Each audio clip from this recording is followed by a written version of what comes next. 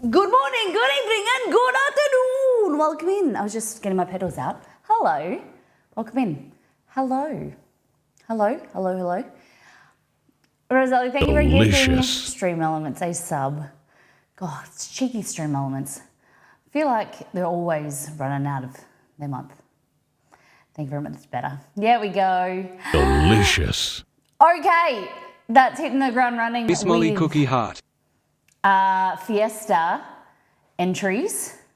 Guys, remember, for every sub, resub, gifted sub, 500 bits or $5 tip, you get an entry into the Fiesta. So make sure you give me your ingredients, read the information in chat. Today we're doing all things self-raising flour. I'm going to show you how to make your own equivalent of self-raising flour. And we're going to play around with like a cheap and a more premium self-raising flour. And I'm going to I don't use them, so we're going to have a discussion about how we're going to test them because, you know, like how effective they are or like, are they necessary? Is it worth buying another flour when you can make it yourself?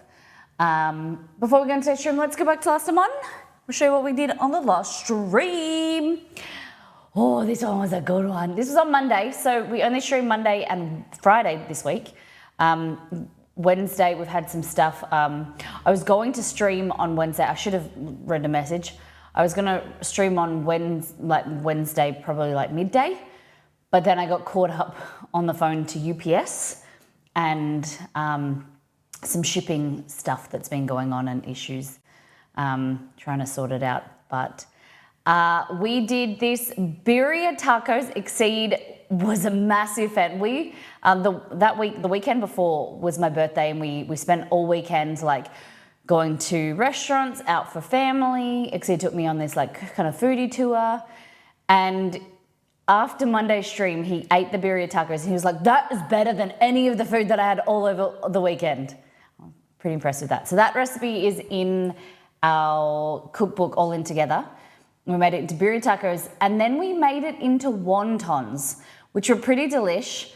I have another trial of wontons probably maybe next week. I'm not sure yet, but I even thought about popping down to the place that we got them, these jalapeno popper wontons, and ask them what they do, their process, because we just couldn't figure it out last week or this week to make it as good as they do. So we received 410 bits, 76 subs, resubs and gifted subs into the Fiesta Bowl, which is our new mystery box challenge with you guys getting involved. And 5 new people in the form of follows. So we also made the focaccia, which is lovely. That's on the website. There we go. Hello. That's a good idea. Blue cheese. I like that. So we're still waiting on Miss Fixit has, I think, 10 entries because they tipped some money for me to buy Zelda on Nintendo Switch. 2, 4, 5, 6, 7, 8, 9. Better than Jeebus as well. Yep. That one's here as well. So put them aside if you can't think of anything. Beware. Thank you for your resub. Roselli, you also get an ingredient. So the way that it works, for every sub, resub, gifted sub, cheer, $500 cheer, 500 bit cheer, or $5, you get an entry into the Fiesta. So it's very cool. So what would you like? I like blue cheese. I think that's pretty clever. I like to eat blue cheese. And I don't buy it very much, so I like that idea. Beware.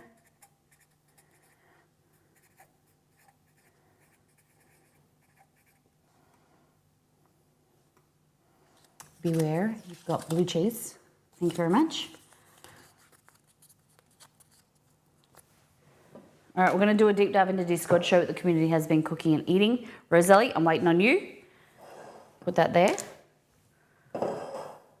I don't know if we're going to really use the stove today because we're doing a lot of carbs. If you were trying to like reduce your carbs, just live vicariously through me, because today we are making pancakes, scones, or like biscuits, flaky biscuits, and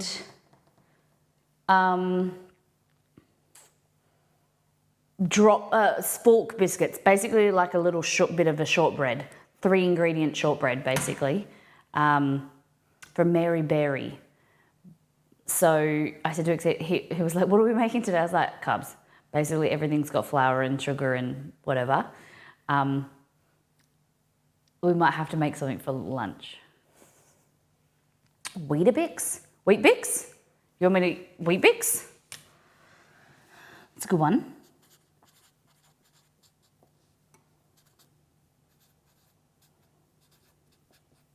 Good one. Good one.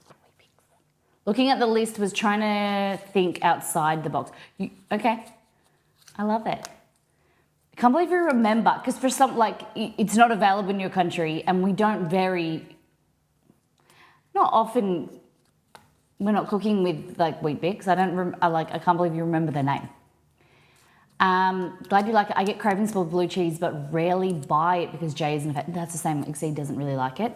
You know my trick? Blue cheese in risotto.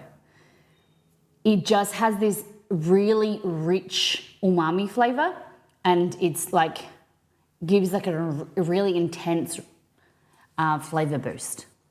I added into like the mushroom risotto on the website. It goes really well. Just cheese risotto is really nice. Like a chicken and lemon with a little bit of blue cheese in it. Mint. There we go.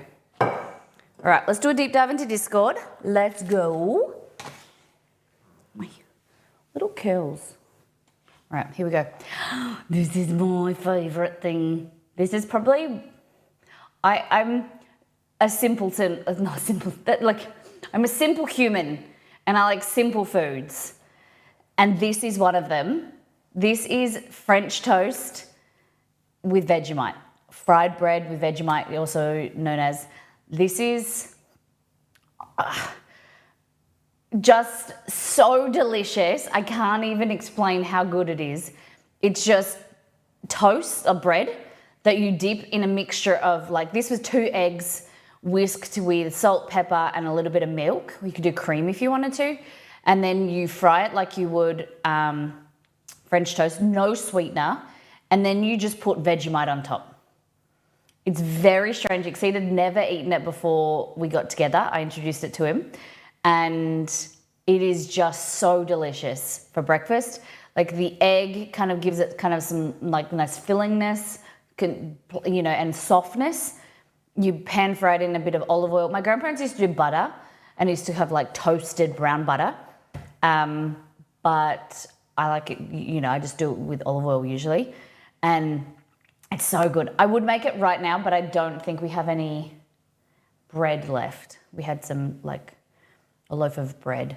But yeah, I promise you got to try it. If you get Vegemite from, I know it's available at Walmart, I think, or Worldmart. Get your hands on some Vegemite. This is a good way to try it as well. You could add some cheese. I really recommend trying Vegemite for the first time, not on a spoon. Don't do that. Bread, a lot of butter, a little bit of Vegemite, and then if you really want to like ease your way into it, add a slice of cheese. Or this. This is really good. But you only need to use like a small amount of Vegemite, unless you're a real like hardcore fan.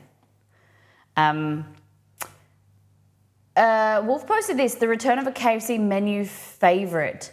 I'm assuming these are the mashies. They're basically balls of mashed potato. I think I've had them a few times years ago. 12 years ago, okay. They're back after 12 years. How old was I 12 years ago? 19? Damn. Wow. Yeah, back when I was, that was so long ago. Well, we'll go to try them. Do you guys have them in North America or wherever your country is? Do you guys have these mashies? Because I find that they like rotate around the world, right? Like we had the double down, like North America's got the double down, and like the same as McDonald's, like the McRib kind of rotates around as well. Sometimes it goes away, sometimes it comes back. Grumpy Gamer, tonight's dinner, TikTok viral cheese baked tortellini. What is this? Hey Nito, welcome back. Tell me, what is the viral TikTok cheese baked tortellini? What is it? Why is it? Is it worth it? It's hard to make out what it is. Obviously, that's melted cheese on top, I think. And then, is that the tortellini or is that chicken pieces? I've never heard of this. TikTok viral cheese. I know this. Hold on.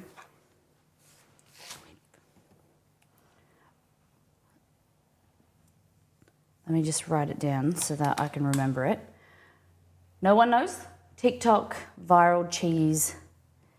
TikTok cheese tortellini recipe. Crockpot. This cheesy baked tortellini is so easy. Okay, we'll have a look at that in a minute. Never heard of it. Beware did familiar love is being bought your favorite vacation donut. Baked fresh this morning, 525 miles away. Oh my God. Hey Google, what is 525 miles in kilometers? 525 miles is equal to 844.906 Shit, kilometers. oh, it went the wrong way. 800 kilometers away. Oh my God, beware. Coming home as a surprise after a long work day. So, what kind of donut is this again? It's huge. Is that like Melbourne to Sydney? Hey Google, what is the distance Melbourne to Sydney? It's 879 kilometers to get to Sydney from Melbourne. Hey Google, what is the distance Brisbane to Sydney? Brisbane is 910 kilometers away from Sydney by car. Yeah, so it's like Sydney to Brisbane kind of. Wow. Is the Sunshine Coast up? More north? The Gold Coast? Or is it below Brisbane? I get really confused. In other words, my mother-in-law was up at the vacation cabin, came home and surprised us with donut. Apple fritter, that, okay. I had a feeling that you told me what it was and I thought something apple, and it was. Nice. Did she have a good trip? It looks huge. Amazing. That's really lovely that she thought of you. Did Jay get something as well? Okay, so we're talking about Japanese curry. This is, I found this in my pantry. I don't know how old it is. But we're going to be using this on Monday. We're going to be doing chicken katsu curry on Monday. I'm going to try this maybe for the first time. I don't remember ever making this type of curry or really eating it before. So we're going to try it out. I didn't know, we can talk about this on Monday. Do I make the sauce or do I make the curry with the potatoes and the carrots as well? Because if I'm using chicken katsu, I won't do the beef, but do I still add the potatoes and carrots? And I don't know how spicy it is. A few people, I think, responded. Golden curry is top tier, typically what I use for katsu curry. The brand, Kate buys the mild one. We use this one and it's not spicy at all, the mild, okay.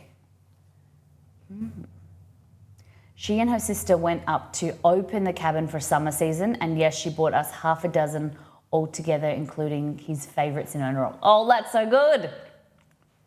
Open the cabin. So how many, is it one of those things that, the family as a whole own it, and then you guys just kind of like rotate, and everyone over the summer season just goes up there. This is a fantastic idea. Antamina, they for their anniversary dinner, they hired a private chef. Pork tenderloin with a wine gravy, mushrooms, steamed veggies, tricolour mashed potatoes. Look at this. Looks really yummy. My brother actually hired a private chef to cook for them. It was a family friend, but he hired him to cook a dinner at their apartment a few years ago, and then he proposed, and then we all came over. It was really cute, like a nice fancy dinner. I think it's a great idea. You know, it makes it special, but you can eat in your own home. It's like having, you know, a fancy dinner at a restaurant, but then comfortable. I like it. Has anyone done anything like it? You guys had a fancy event, like kind of experience like that? Private chef? Sounds fancy, doesn't it? Come down with a cold. Oh my goodness. So many people. My grandparents are sick at the moment, grumpy. Amy, my brother's girlfriend, sick. I was feeling like body chills last night, and I was hoping I didn't get sick. I've come down with a cold, so today's lunch is instant ramen mixed in with a bit of Kewpie and sushi seasoning. Never heard of anyone putting Kewpie in ramen. That sounds pretty cool. I get it, like eggs adds more umami flavour. Looks good. And then, is this furikake? Is that how you pronounce it? Kewpie in ramen is delicious. Ended up with COVID for 3 weeks in March. Couldn't believe it. Oh my goodness. Esther, that sucks. This time last year, I was planning my week off because I usually take a week off in May and a week off in October.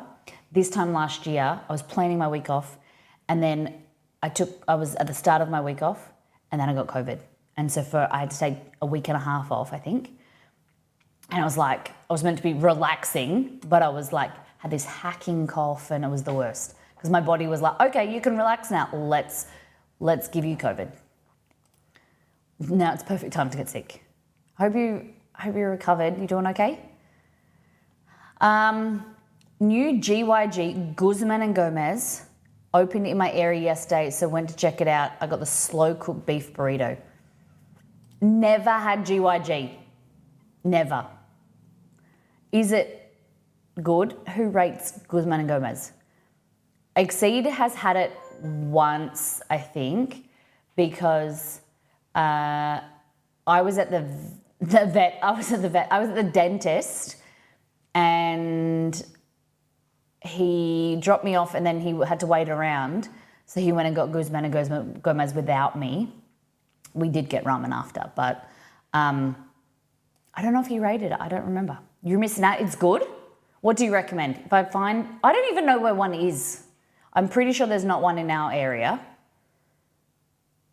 I'll have to search one out. But what is the order? What do I need? I know you're vegetarian, but give me your suggestion. Give me your recommendation. Pull my pants up. Corn, carrot, and spinach soup with garlic prawns. I forget your pesco. Nice mat, girlfriend. Look at that. Nice. There's some big croûtes. I like some big croutons. They're like perfect for dipping and crunching. Ooh. I think croutons are underrated on top of soup. But I'm going to tell you, I don't really like them piled too much in the soup because then they get soggy. I like to just have them on the side. Pulled mushroom enchilada. They do pulled mushroom. That's pretty cool. Extra jalapeno and coriander. Ooh, that sounds good. So compared to like Mad Mex, is Guzman and Gomez better? Or Zambreros? Stuffed naan with cheese, chives and garlic. Yes, Molly recipe. Using the naan bread from the website and then stuffing it. I probably should make a stuffed naan, recipe on the website to explain, how to do it and toppings and stuff. But that looks dope. Never had those. Okay. Then you will know. Paraga for yesterday was brown sugar, pecan, and banana. Pretty much the same thing as he got today. This is our Pyrex dedicated porridge bowl.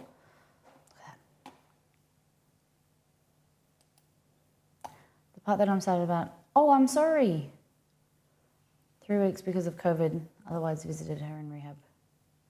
She was an amazing cook and home chef, so luckily I have a passion for food. Oh, that's amazing. Good on you. Good on you. I'm really sorry to hear, but that's a great way to keep her memory alive and live, live her passion as well. Good on you. It's a great way. This is silver lining. Kerry tagged me in this.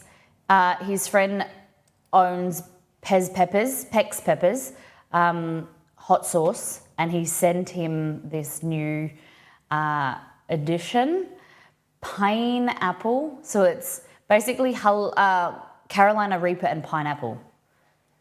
I don't know.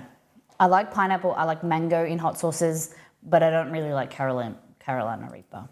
I'll go for like a habanero is nice.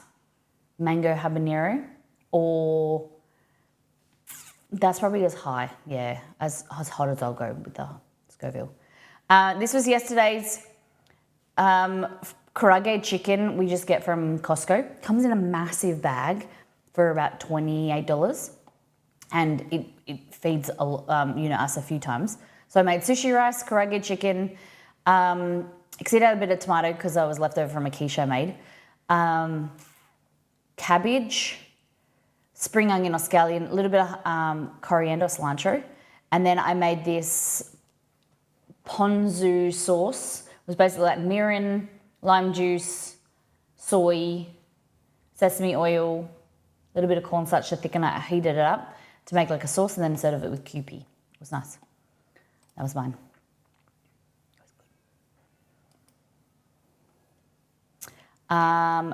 Sam had Hainini's chicken. You can have some Hainini's chicken. There's a recipe on the website for this. Possibly better than this, because Sam said this one didn't have a lot of flavour. But the one on the website is pretty good, if I do say so myself. Taro egg yolk pastry. This looks beautiful. I don't know how I feel about the yolk thing. We're going to do something today. We're going to make these soy eggs. I meant to do them yesterday so we could eat them on stream today. But they're soy sauce cured egg yolks. I don't know how I feel about it. I've never had anything like this before. It's like a salted egg inside, I think. I don't know if this is sweet or savoury. But the pastry looks amazing, like really flaky. Shoyu tamago, love those. Yeah, so you get the egg yolks and you create like a soy sauce mirin kind of sauce, and then you put the egg yolks in there, cover them. So it's not the whole egg, it's the just the yolk. And then it's like this beautiful umami flavour. I saw it on a YouTube video yesterday. I'd never heard of it before. You guys obviously have. Why you been sleeping on me? What, tell me all this. Last night's dinner was a joint effort. Jay started this HelloFresh burger meal while I ran an errand and tag teamed. Nice. So the onion tomato jam and fried the burgers themselves. Ooh, was it good? You rate it? Yeah. Hey, I must have not ordered them. Because, Nito, I'm pretty sure I ordered those silver tray things. Now I'm doubting myself. Oh my God, I need to write myself a reminder. Those bento things, I'm pretty sure I put the order through.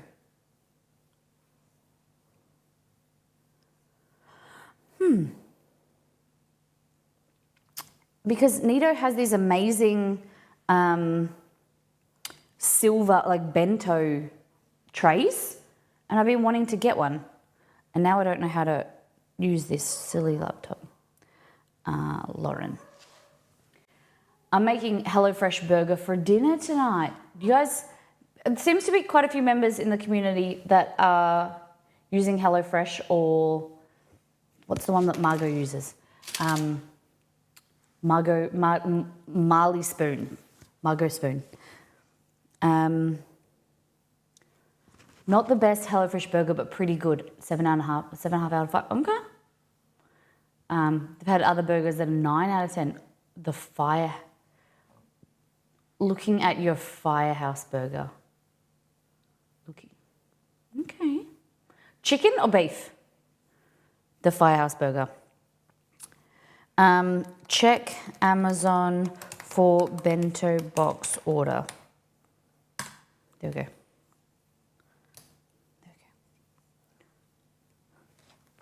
Ooh! I just hit. Oh my God, what happened? There we go. Accidentally pressed. Fell over the full thing.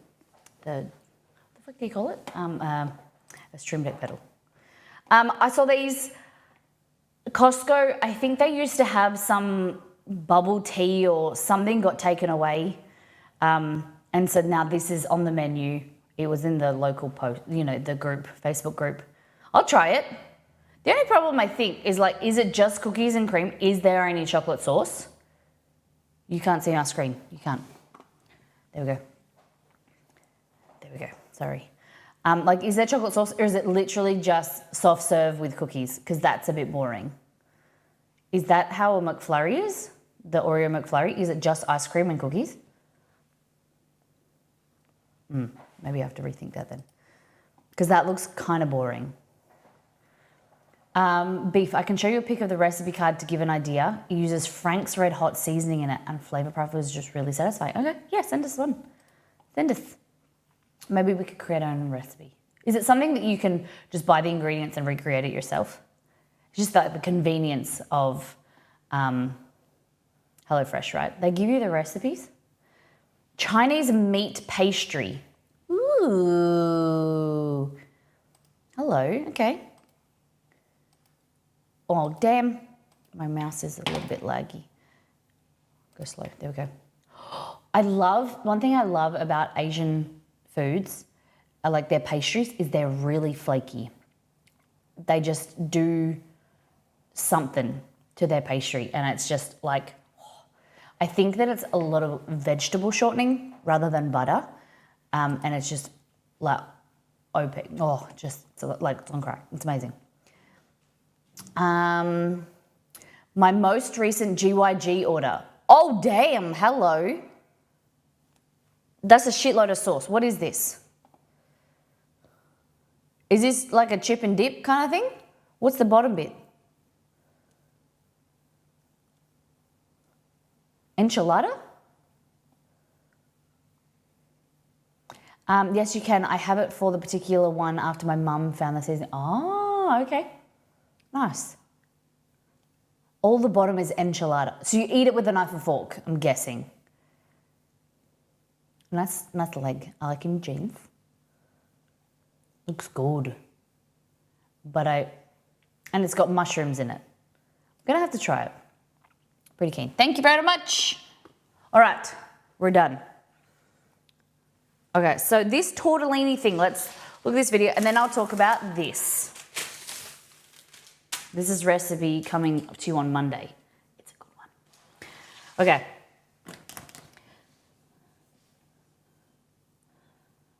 Which one has more views? I don't know. 30 seconds or a minute? We'll go a minute. Oh, it's the Fable Heston's. Okay.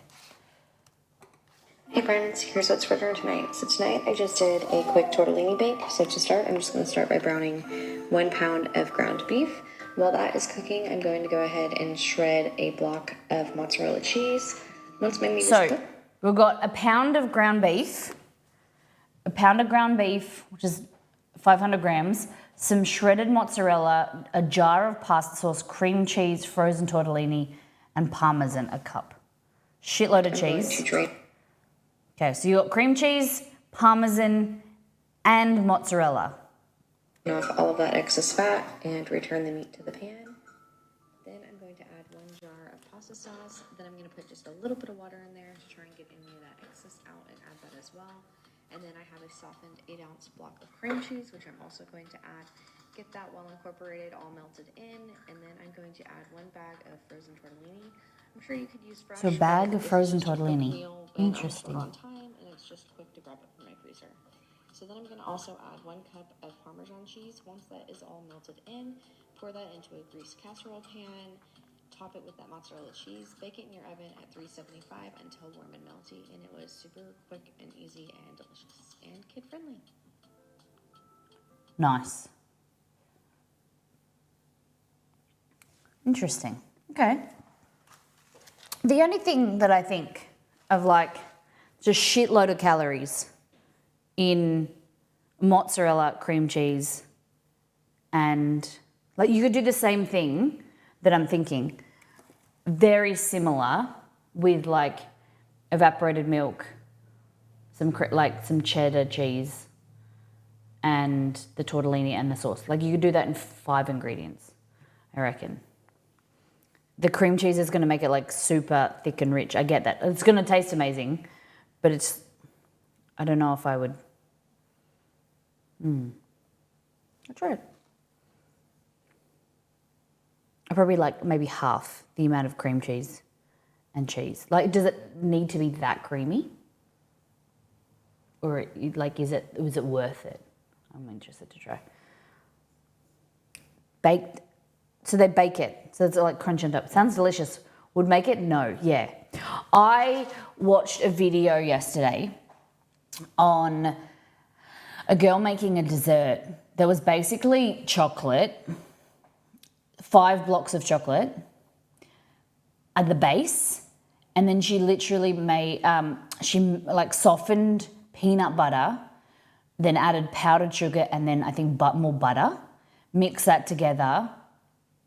Like, so it was so much icing sugar that the cream cheese was like a paste, like it was kneadable, like consistency. She folded it out, refrigerated it, so it was like a slab.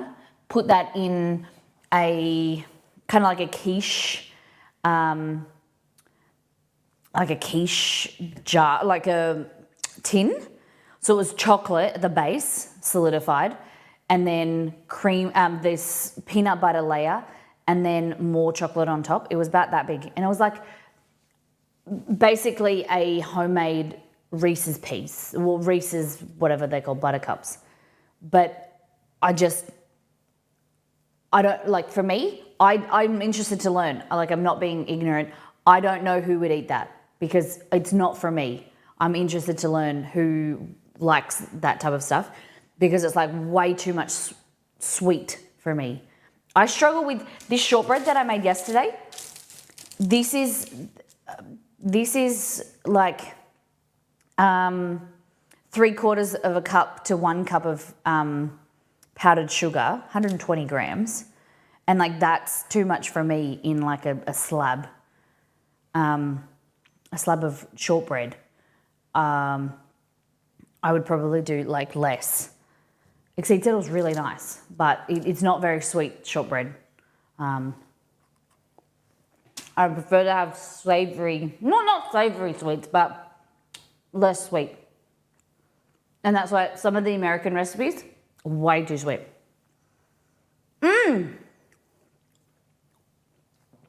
Yep, CAD took us to $69.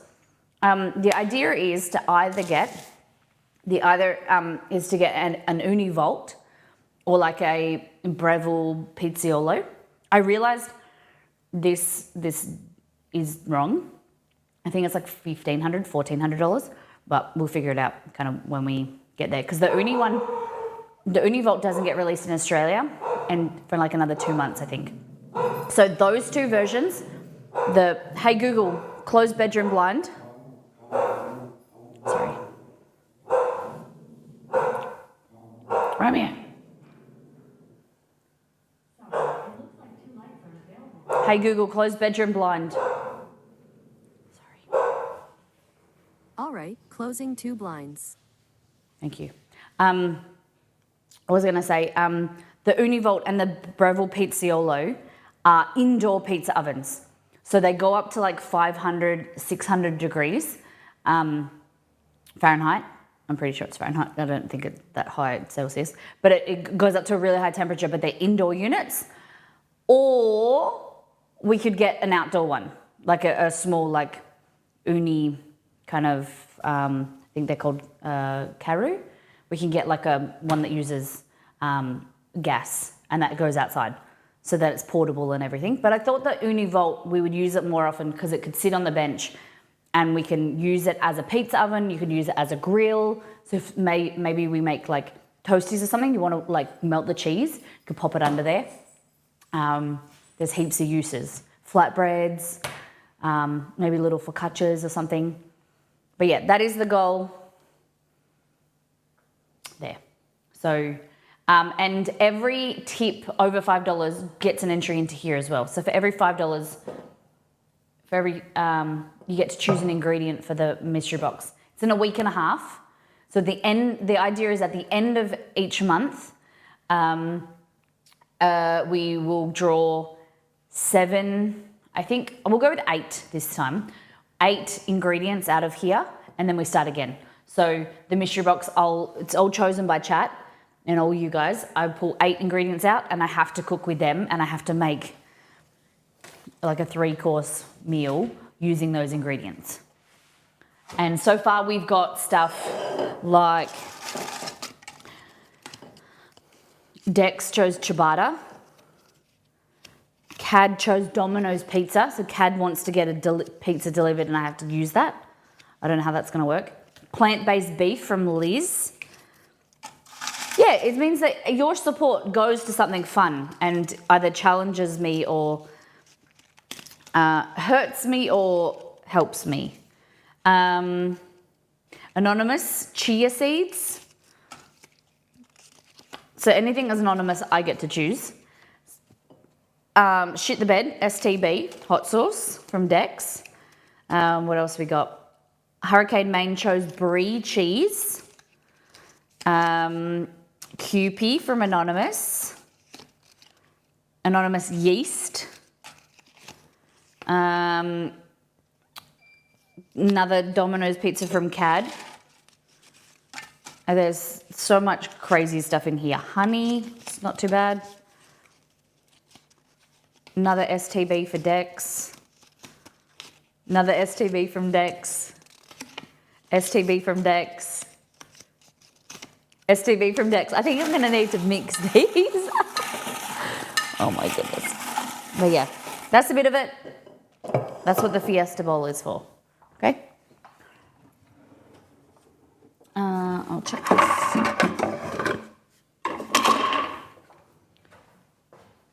I'm not really using that today. Okay, so let's get into what today is about. No, we're going to talk about this. So we're remaking this on Monday's stream, but it is coming out Monday morning, or it's coming out Monday, is Ted Lasso shortbread or buttery shortbread. You can check out my Instagram video because I made these yesterday to test the recipe, and they are delicious. Buttery, flaky, amazing shortbread. Just with like this beautiful snap. Hold on. Delicious. Ready? Nito, thank you so much. Look at that. Flaky layers. Ooh, yes. And ready?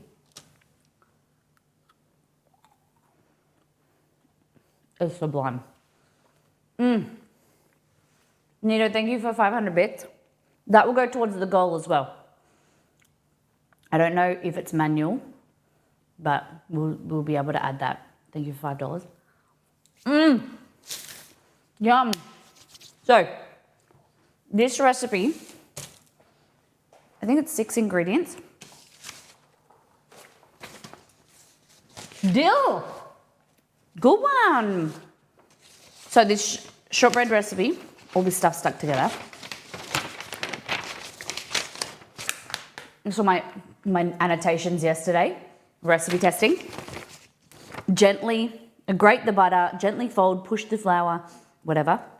So it adds salted butter, plain flour, corn flour or cornstarch, powdered sugar, vanilla bean paste. And then if you want, which I do, add like granulated sugar on top, because I use the icing sugar, powdered sugar, to dissolve easy. And the extra cornstarch in the powdered sugar helps create like a nicer texture. But then the granulated sugar gives some crunch on top. So this recipe is coming to you on Monday.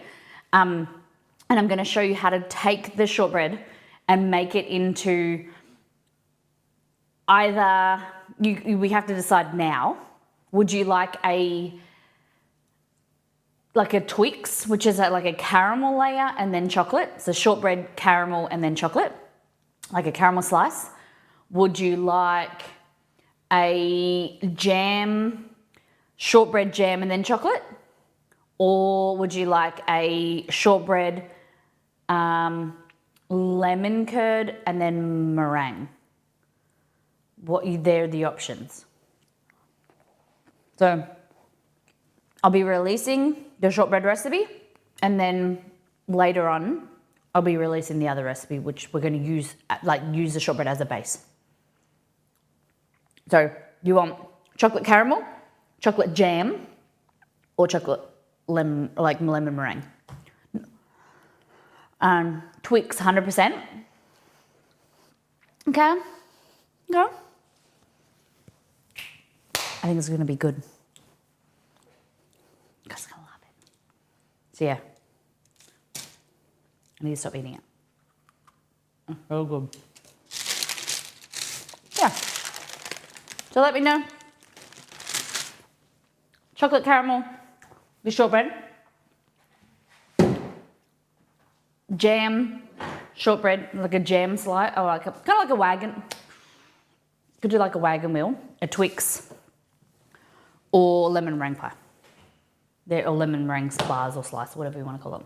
So they're the options. Now, today's stream, we're going through self-raising flour.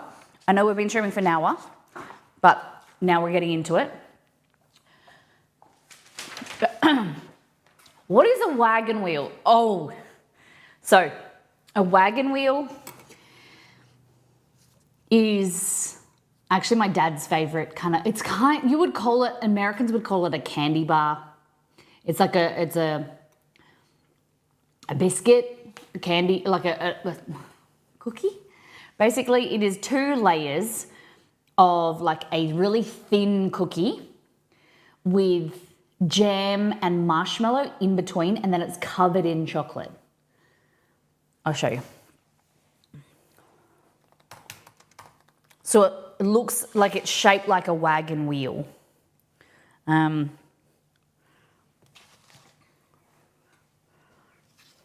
right, so that's what the branding looks like. So they're my dad's favorite when we were kids. He used to buy a packet and hide it under his bed. And then this is what they look like inside. So what I would do is only do 1 layer, but then do shortbread, jam, marshmallow, and then chocolate on top. But that's a wagon wheel. And to make a wagon wheel slice, you just do like 1 layer of cookie. But it's jam, like a strawberry jam, I think, and then like a marshmallow on top. They're very nice. Sweet, but nice. That's like someone's made a homemade one. Do you have anything like it? You guys have anything like it? Okay. We need to go into the pantry. Okay. So today's things are, we're testing self-raising flour. How many of you guys have self-raising flour in your pantry or you buy it frequently?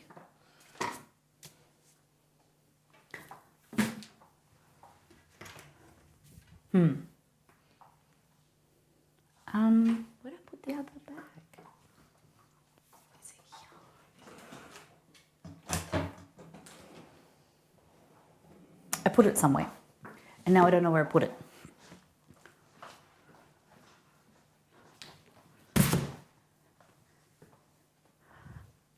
Me.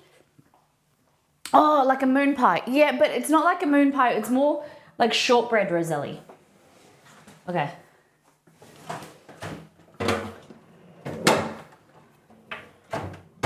Seriously. There. Where they? I bought 2 lots of self-raising flour. One was like more premium wallaby flour.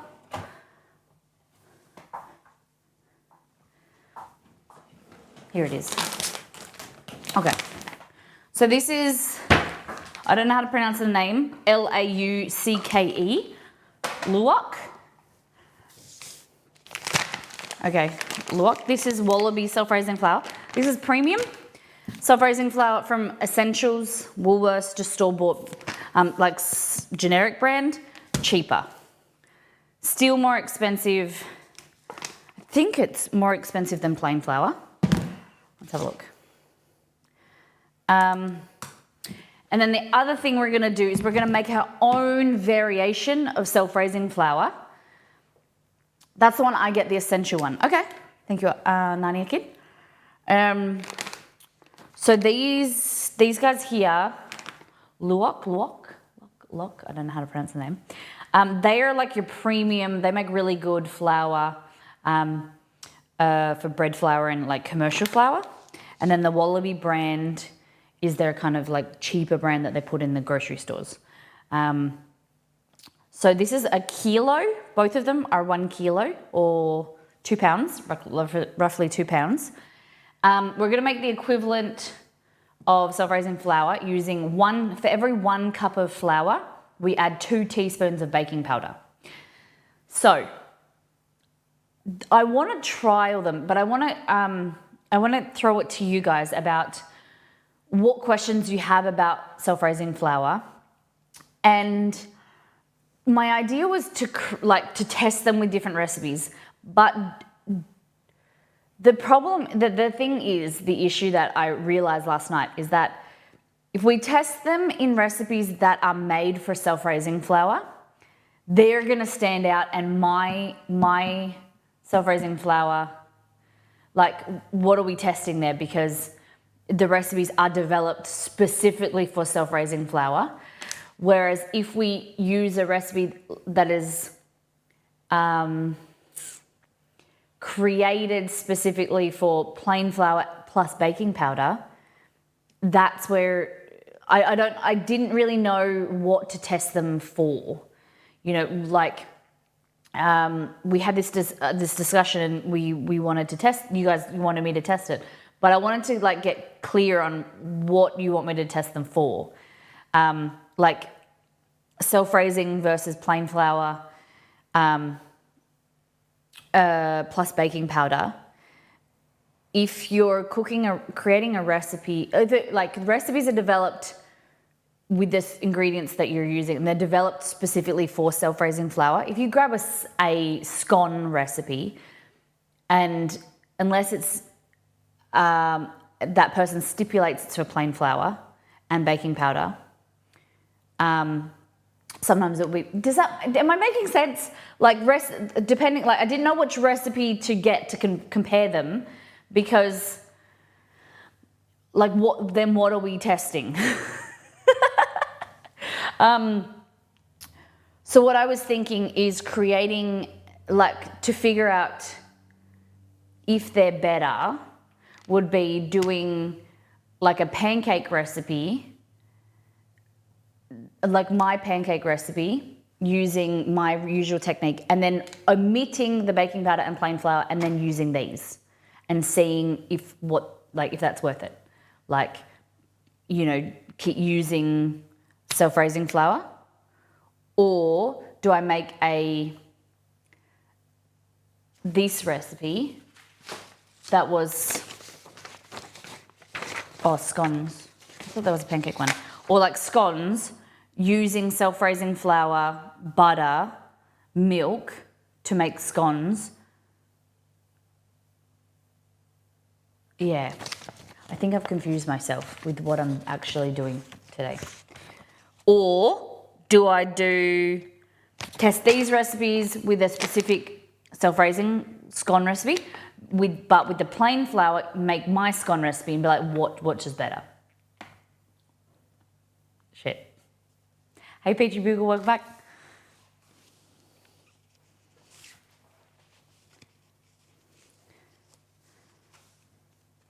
No, yeah. So what I'm going to do is I'm going to make scones with this scone recipe and show you how easy it is just to make your own. I think.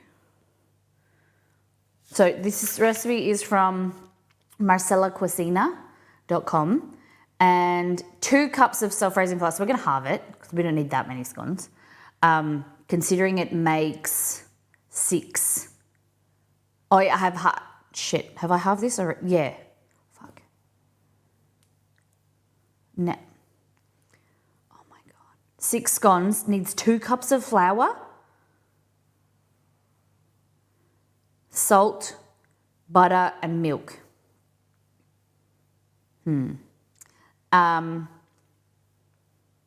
See note 1.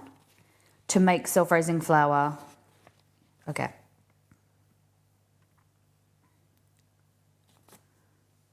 So it says the note in the recipe, in Australia to make self-raising flour you need 2 teaspoons of baking powder for each cup of plain flour. However, in the United States you'll need 1 1/4 teaspoons of baking powder per cup.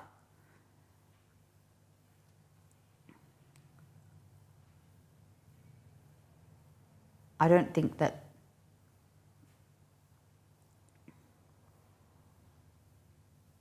Okay. So, what we're going to do, put that aside and then use this. I'm going to use the same amount, so 300 grams of each flour so that it's really consistent.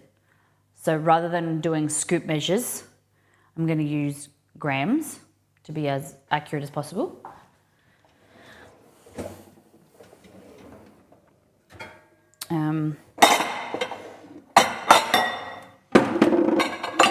Okay. So, 1, 2, 3. We use our tape system like last time.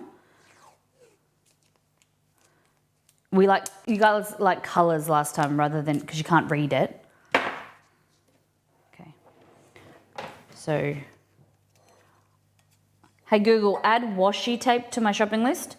I need to get more colours because we'll just use different variety. Okay, I added washing tape. No, okay, that's not what I wanted, but sure.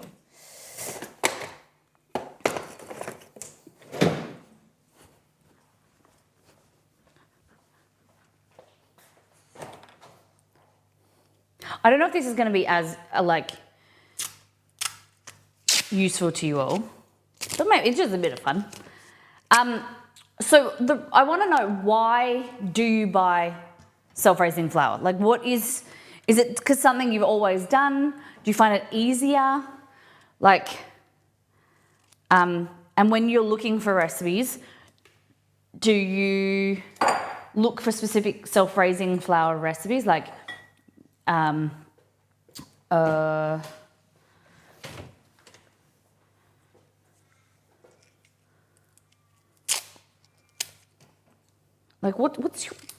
What's your thoughts, feelings, and opinions around buying it? How many of you don't buy it?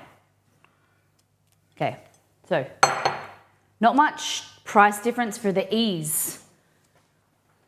Okay, but when you say the ease, can you explain to me,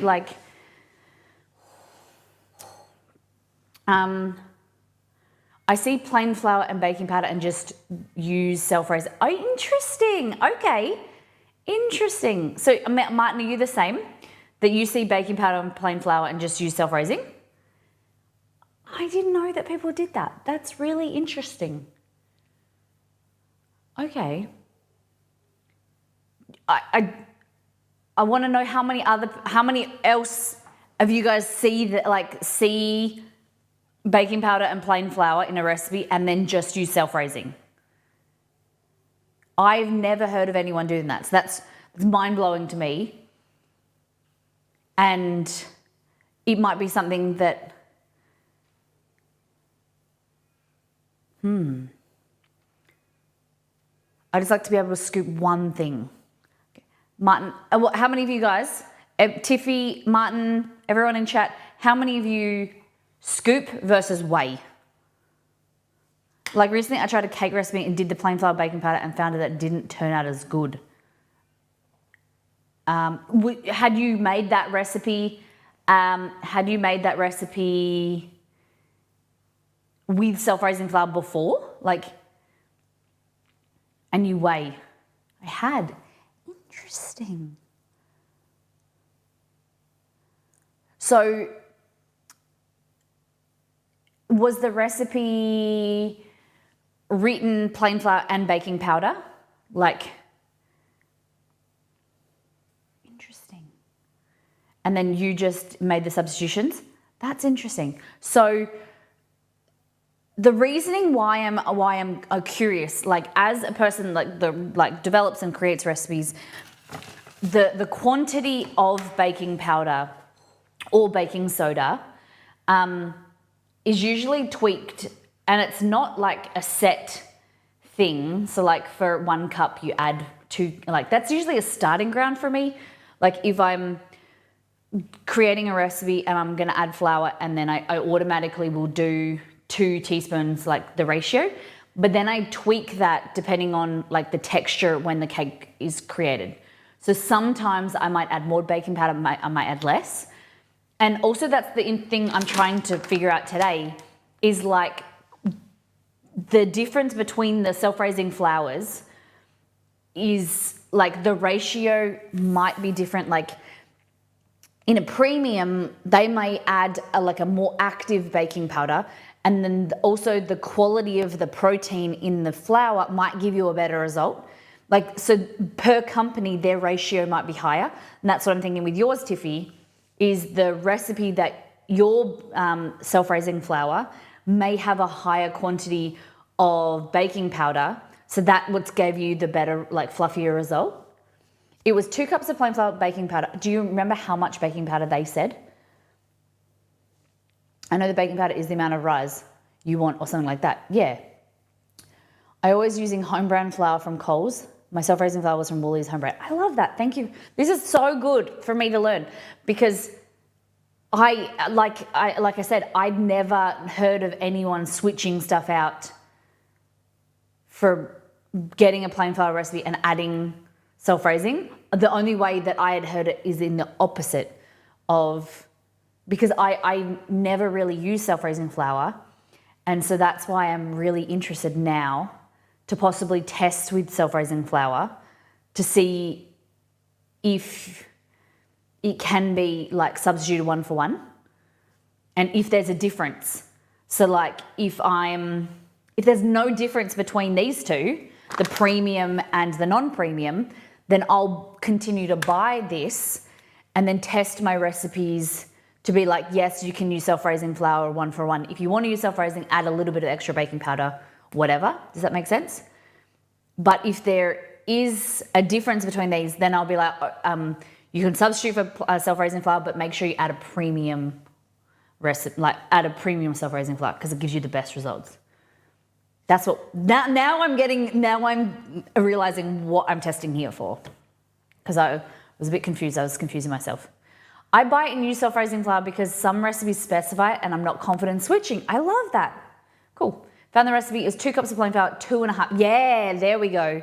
So who created the recipe? Is the person Australian or are they North American, or what country are they from? Because that could also dictate the size of their teaspoons, could dictate.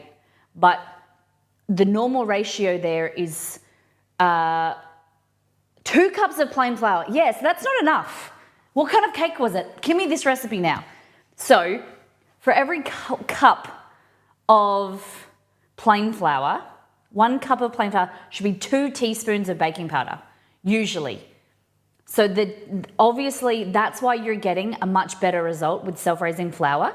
Yeah, drop it in the link. Or do you want to pop it in Discord? Because then I can check it out.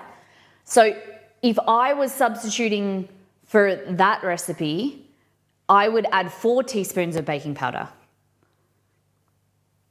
Like that's what I would have thought, but maybe they want a denser recipe, denser texture. Oh, okay. Interesting. So that's Nagy, Very Best Vanilla Cake. Interesting. So like obviously she was going for a texture that was a little bit more dense compared to yourself. Whereas that's why she used 2.5 teaspoons of baking powder. I would have done 3.5 to 4. Sometimes like with it does freak you out adding a lot of baking powder. So sometimes you can get a metallic taste when you add too much baking powder. So I add a bit of baking soda instead because it gives you the bubbles, and then you add like a lemon juice to counteract the baking soda. It needs to have some acid in it, and then you add a bit of baking powder as well to give you that like poof. Because if sometimes it's a bit weird when people are like, oh my God, 2 cups of plain flour and 4 teaspoons of baking powder. Like it seems like an error, and that's why I'll test a recipe to tweak and add baking soda and baking powder. This is a common thing. I have written up a blog post about information on baking powder and baking soda. I just haven't taken any photos for it yet, so I haven't released it. But it's basically how you can substitute baking powder for baking soda, and I just have no photos to make it look pretty, so I haven't released it. So I need to do that. Yeah, okay, cool. So into here, we're gonna add in a cup of flour is 150 grams. So self-raising flour is usually a little bit more because of it's a little bit less because you've got the lightness of the rising agent. But it's not too much difference, I'm hoping. Like I said, I'm not too familiar with using self-raising flour, but to make them equal, I'm just gonna stick with 300 grams. All right. So,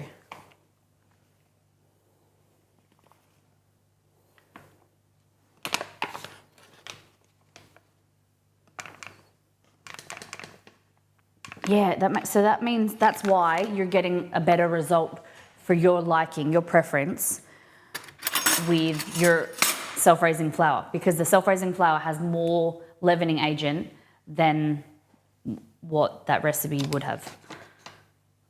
Interesting, see?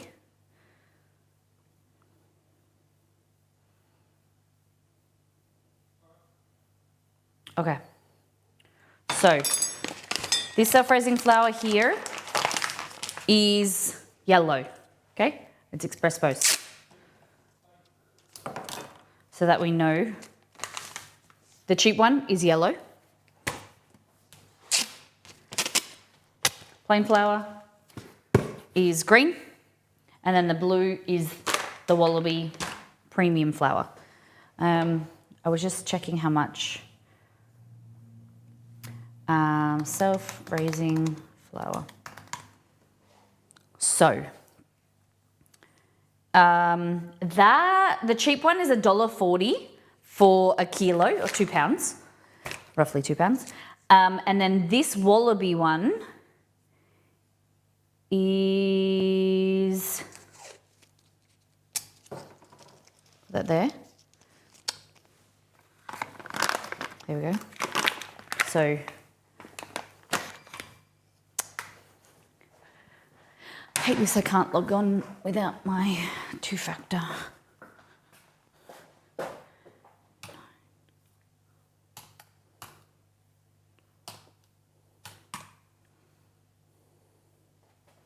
Okay. So the Wallaby one was $4 and this was $1.40, okay? So quite a little bit in it.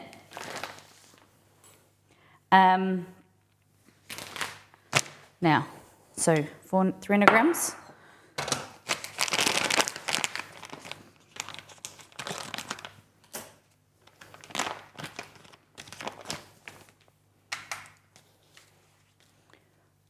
I just got, for those that have been around for a while, I know.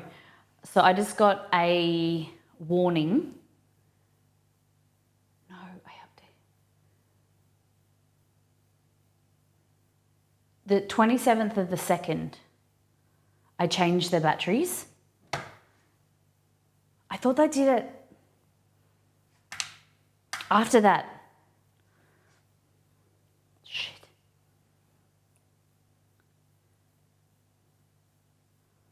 So that's like 2 months, 2 and a bit months. No, yeah. Nearly 6 weeks, 7 weeks. This scale doesn't really hold its charge. The batteries go flat really quickly.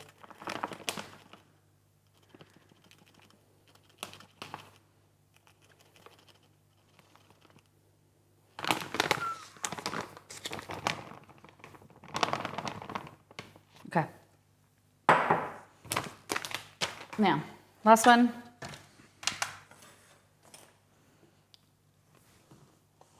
So we're going to add 300 grams. Take 2 teaspoons out and then add 2 teaspoons of baking powder. Hubby left the batteries in my scale. They died in a couple of weeks. I've never, like, my old scale lasts forever. But it was one of those like round batteries. This is AAA's, 4 AAA's, and it doesn't last very long. I don't know if it doesn't, like it turns on in the drawer, or I bump it, or I don't know what the issue is. Okay.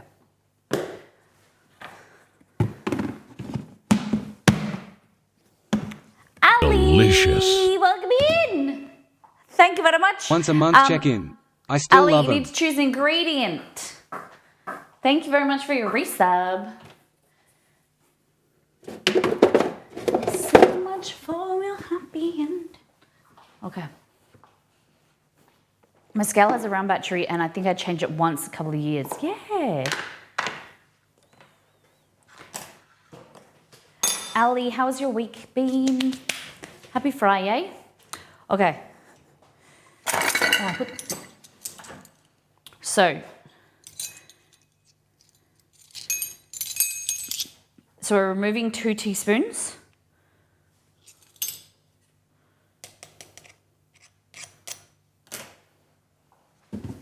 One.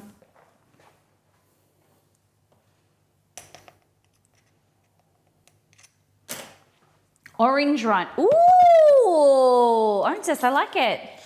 All right. 1, 2. Oh shit, I just realized we've done 2 cups, haven't we? So I need to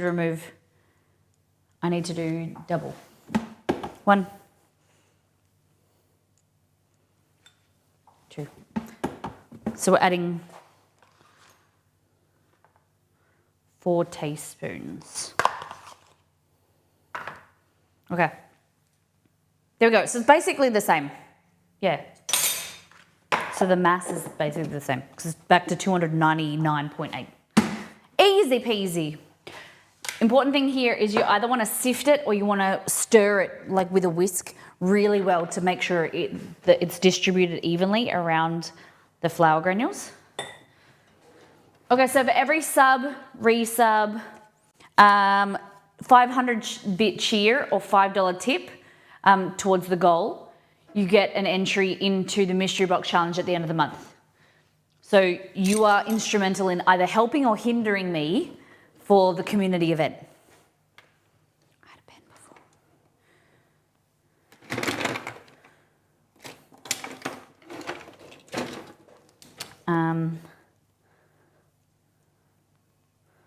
Ali Sun orange zest.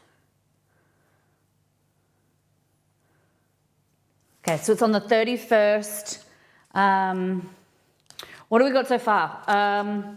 Heaps of stuff. I think Roselli actually has a list, but there's over 80, I'd say 90 at the moment in here, entries. A lot of them, there is STB, Dex gifted 20 gift subs. So there's Shit the Bed hot sauce.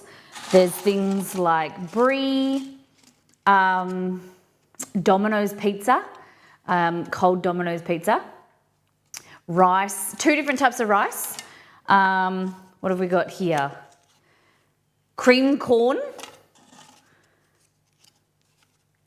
pepperoni.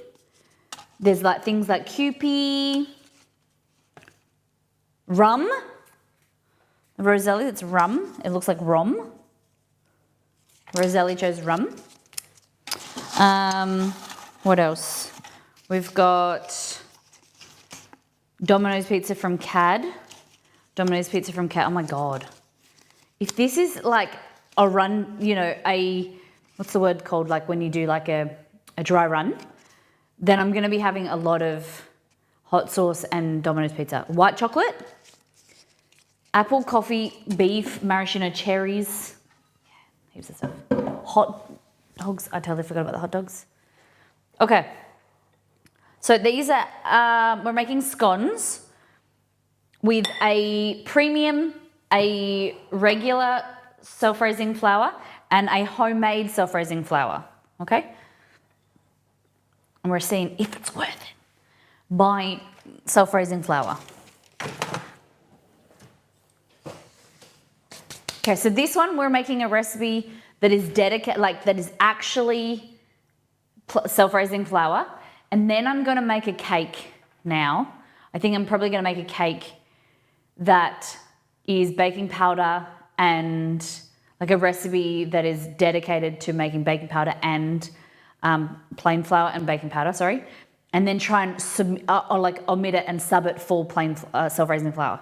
Because I'm kind of against that.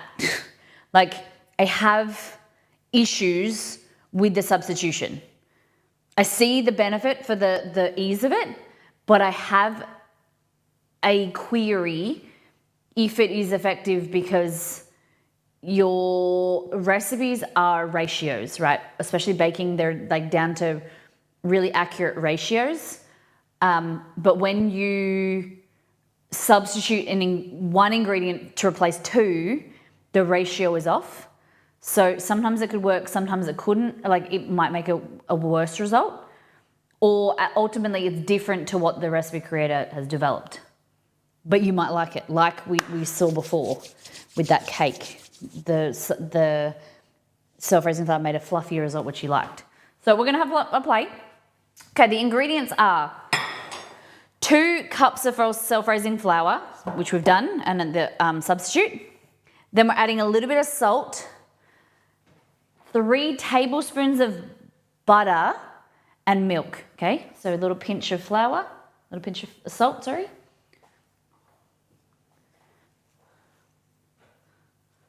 There we go. 2.67 grams, no, tablespoons. I'm just going to do 3 tablespoons. 3 tablespoons of salted butter. Okay.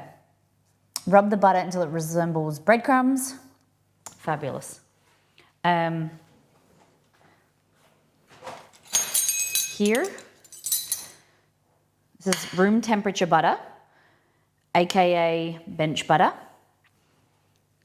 So give it a mix. Salted butter, lightly salted. So I usually use Western Star or Lurpak. Okay. We should probably weigh this. We're being scientists today. We should put our scientist jacket on. Okay, so I'm going to make sure it's all the same. 1.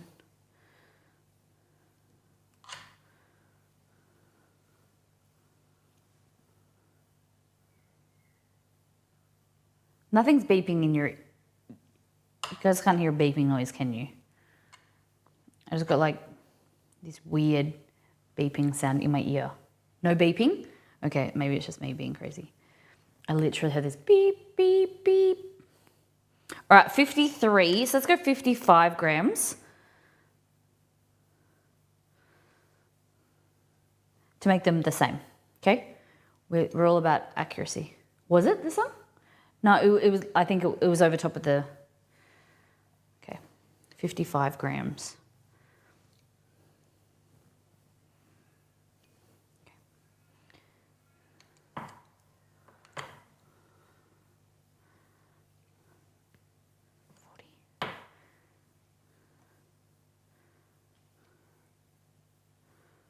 And then we're going to put some gloves on because I'm a big fan of wearing gloves when I need stuff in. And then you can take them off and then there's less mess. Okay. How was your week off? It was nice. He's good. He's in charge of a big project at the moment, so he's having some wins, having some learning opportunities as well. It's very exciting to see him like taking on new stuff. The new job is amazing. His new position, everyone he works with is really lovely, and seems to be very supportive and just doing stuff he's never really done before and learning new opportunities. Hello, Ella. What have we got here? Hello, Tamara. Welcome in. What ingredient would you like? By your sub, you have now got yourself involved in the Fiesta. So our mystery box challenge for the end of the month. You get an entry with each sub, resub or gifted sub. Oh my God. So it has to be something that like is in the pantry or that we'd usually buy or that or possibly you can tell me something that you want to challenge me with, but I don't want it to be like unagi or something like that, like something that I can't find. Someone wanted, what was it, black garlic, which I'm okay to buy if I could buy just one, but I don't know where to buy it, and I don't know, I wanted to buy it in a small packet. I do think they sell it at Costco. I'm getting that beeping thing again in my ear. I do think they sell it at Costco, but I think it's like in a big pack. All right, oven 180 degrees Celsius, 350 Fahrenheit, 160 fan forced. Okay, and I'm going to measure these out while I remember. 0.83 of a cup is 7/8. Let me get my calculator. 250 times 0.83, 207.5 mils. Okay. Uno momento. Curry paste. Ooh, and I got Thai red curry. Is that okay? That's a good one. 4/5. Perfect. All right.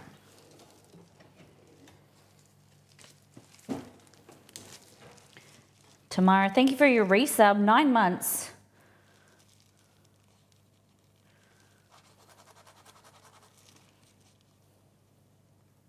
I spoke your name wrong.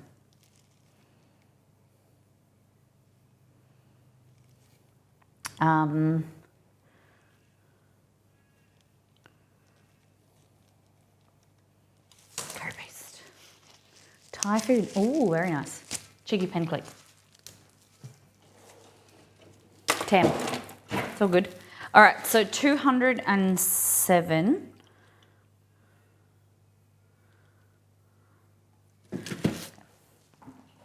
And then I'm going to weigh it. just to make sure.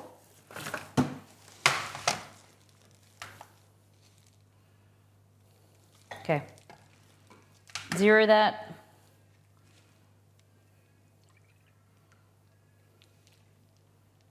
$220, we could probably.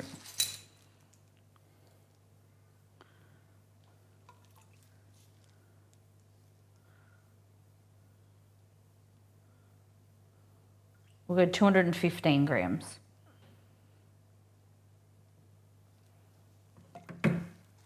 What variables have we got going on? So we've got a regular, the plain flour plus baking powder. So it's 2 cups of plain flour, 4 teaspoons of baking powder, a premium and a non-premium, a regular self-raising flour. Okay.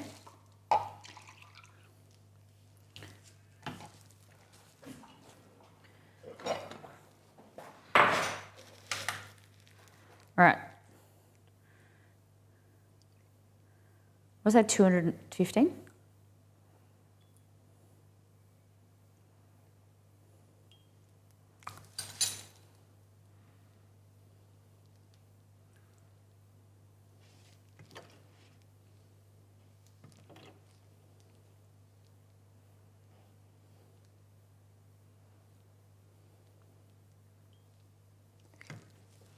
Are you making bread rolls? Okay, we're making scones at the moment. And then for a recipe that was created for self-raising flour. And then we're gonna make probably cupcakes, because I can make a few of them. Cupcakes using a recipe that has plain flour and trying to substitute for self-raising flour.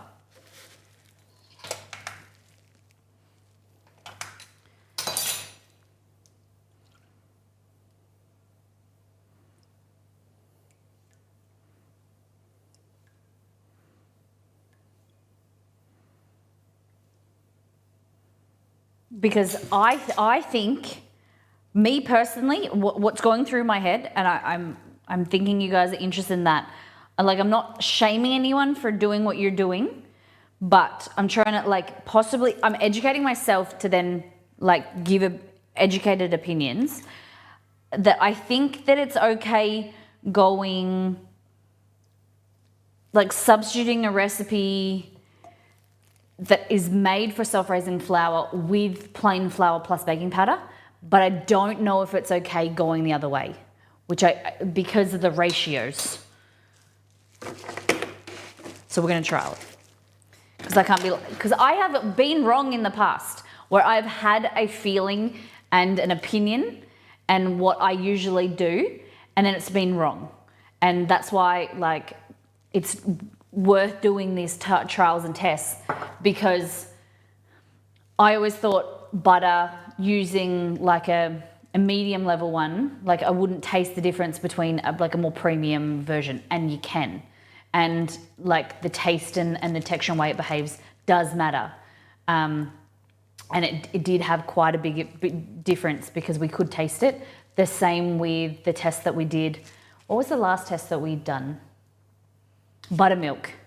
I was right in that. The buttermilk didn't make any flavour difference. We're going to retest buttermilk for tenderness to make different with the fried chicken. But buttermilk for me isn't worth buying, I don't believe. Unless you're making a sauce or something where the buttermilk flavour comes out, but using it in breading or pancakes didn't really result in much. Yeah, I like that you're willing to test it and actually see, because I would assume it or try it sometimes and then probably have a flop. Yeah. All right. So I just measured these out because it's easier, so we can just pour it in. Because the recipe is only 4 ingredients: self-raising flour, salt, butter, and milk. And I wanted to be able to go through it quickly. Other thing what we need, because we're going to be doing some kneading and folding, is silicone mat and a cookie cutter. Cookie cutter. All right. I'm just going to use that one. because I've just, yeah, okay.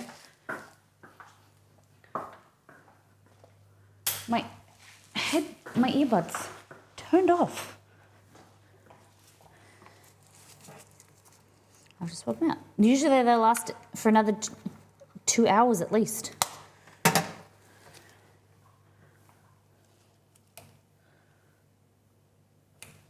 Probably need to upgrade. These are just some cheap ones my mum got from Wish, I think. We're just trying our idea and it seems to work to be able to use them on stream. I think I might need to upgrade to a better. Okay. Let's go here. There we go. So this one here is blue, is premium. Yellow is regular and green is non. Green is plain flour plus baking powder. Cool?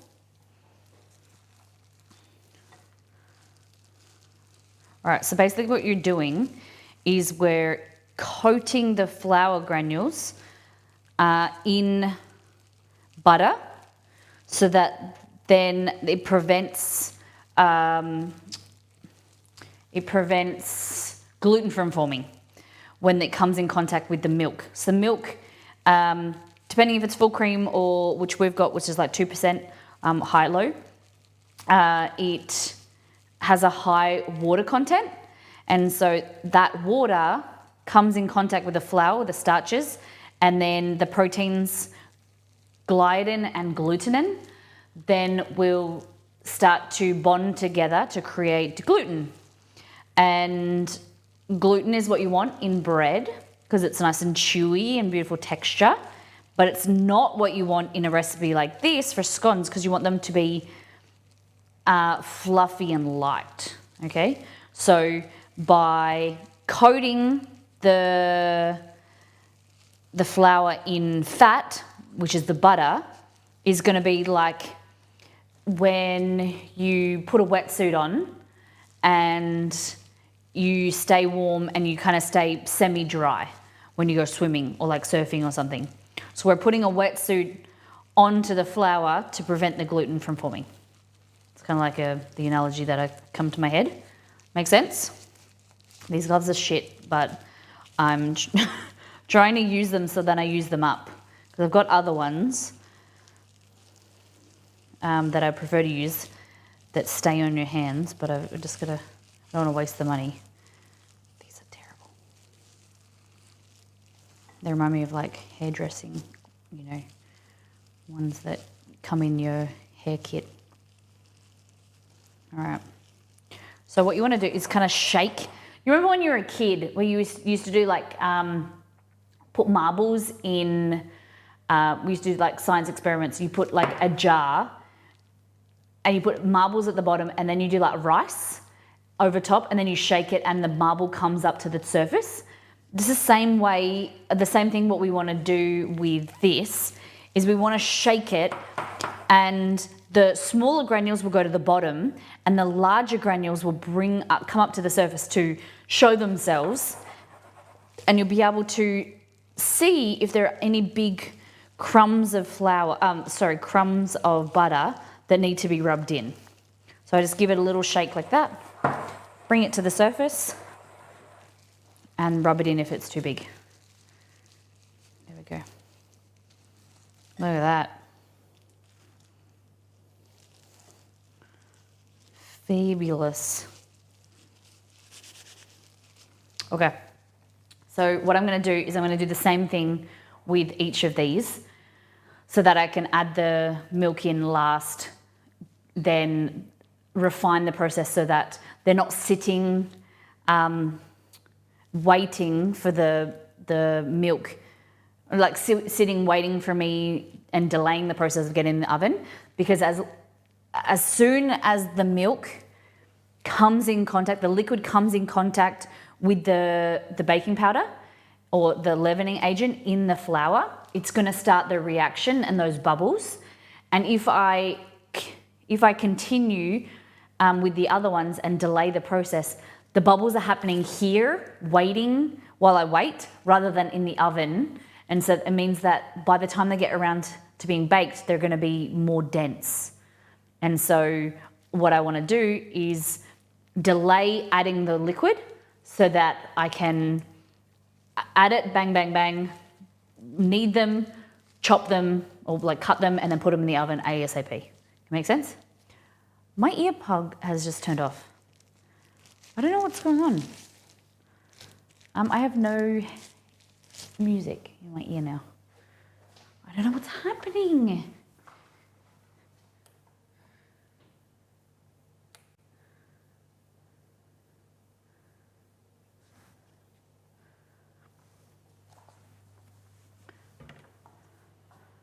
Very strange.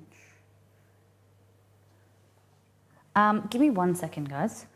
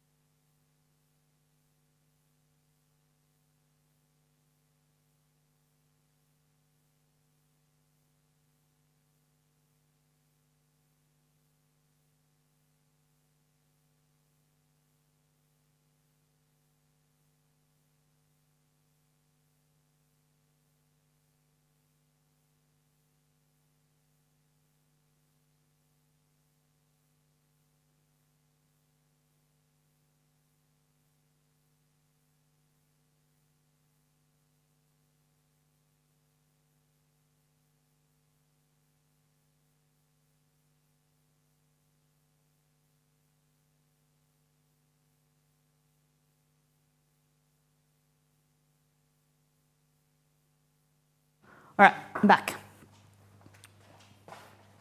Yeah, I think that's the beeping. Yeah, because I kept hearing it. I think the little receiver was not plugged in or something. I don't know, receiving power, so it kept turning off. All right, so same thing. Thumb and forefinger. You're not going crazy.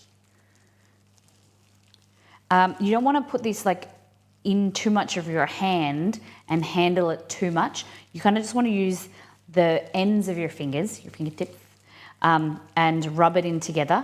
The reason you don't want to have too much contact is your hands are warm and they're gonna melt the butter or soften the butter, and we don't really want that. We want it to stay solidified, because when butter melts, it separates the fat and the water content in there and the milk solids, and that water content will then activate the gluten, like I was talking about before. So butter is about 80 to 85%, depending on the quality of butter, 80 to 85% fat, and the rest of it's made up with milk solids and water. So when it separates and starts to melt, that's why when cookies, like some chocolate chip cookies and whatever, the recipe calls for melted butter. It's because it gives a chewier texture. Hey, Chew. I don't think you really like this.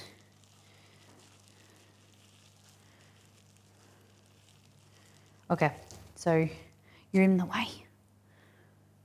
I need to get there. Can you press the pedal? Watch, as soon as I go around him, he'll... Okay, so I just want to show you the difference, like before. So this is the one I did before. Small kind of breadcrumb texture when you shake it. This one I haven't finished yet. And you can see there's big granules coming to the surface. So that's why I say to shake it like that, because you'll see what you need to still knead in. This is Chester. Yep, Chester. Hey, bud. You see his little nose, big nose. Aren't you, Chewy? Yep, Chester the Cavoodle. Romy, you'll never really see unless I pick him up. He's wagging his tail.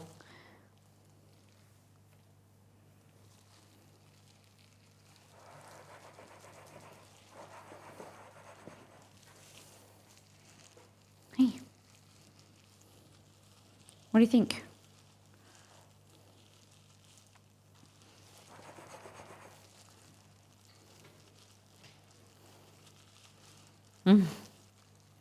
How many of you guys have dogs or cats? And what breed are they? Ali has a greyhound. Maybe. Oh, there's a big chunk there.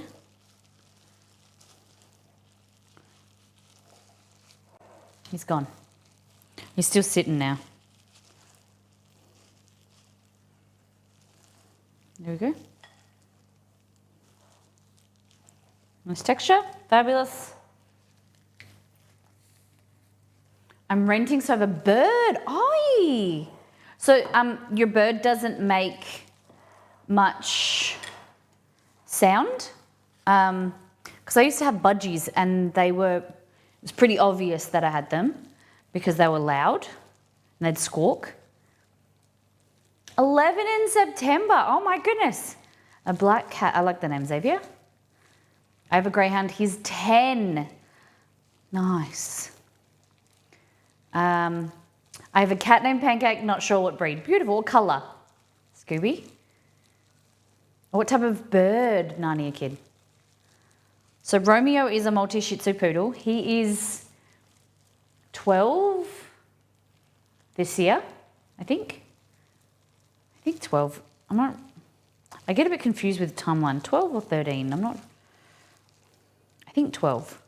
I think I got him the year that I got back from Brazil, the year after I got back from Brazil. And Chester is 2007. No, yeah, 2007. So that would make him 5 this year. He was actually, it's coincidental, he was born on exceeding my anniversary.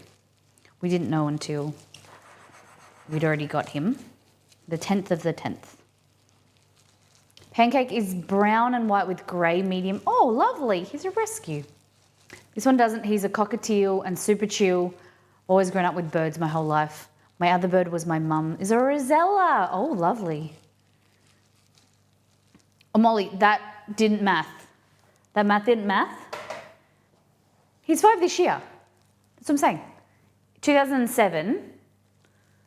See, 2017. 2017. Yeah, because that didn't math. 2017. No, 6?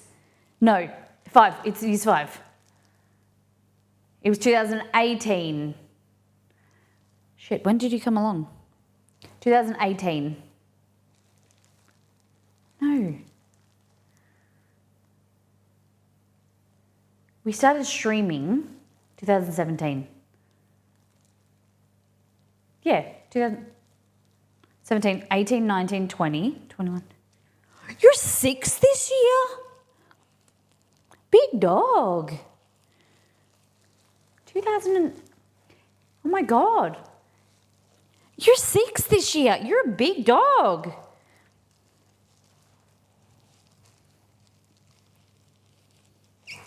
No longer a baby. Chess, you're all grown up. You can have some babies now.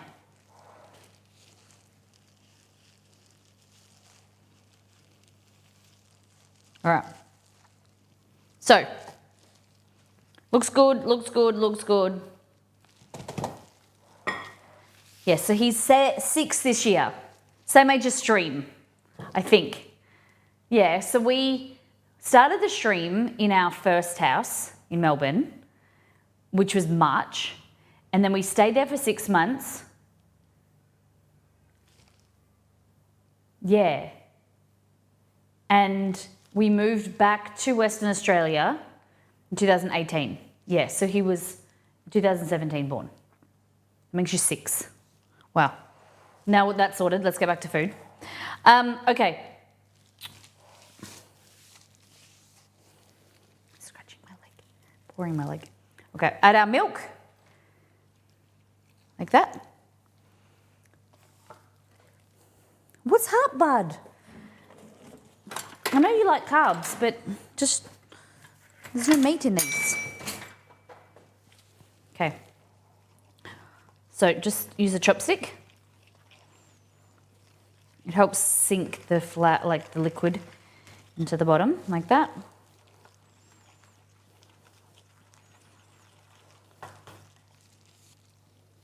Okay.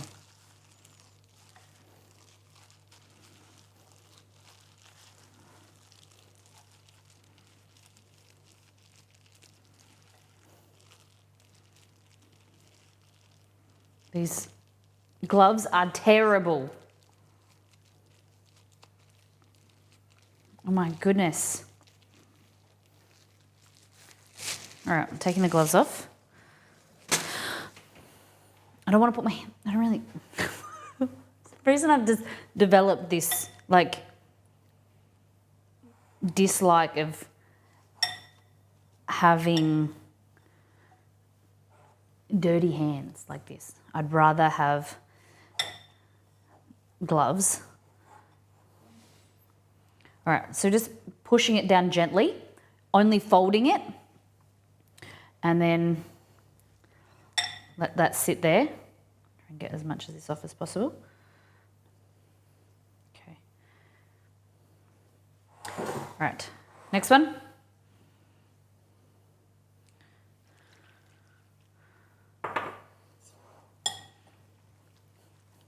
Mix, mix, mix, mix.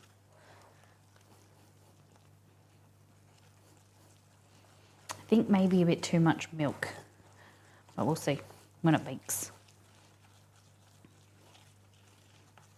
There we go. So the difference with this, like movement, this is cutting through the dough, and it's not like with the spoon causing much movement, like so that less gluten activation. Like it doesn't mix it too much, because like you don't want to keep kneading, because then we're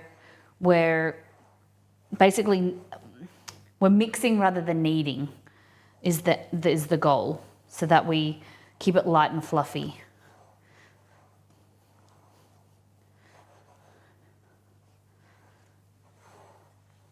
Hey Kimmy, we're making scones right now.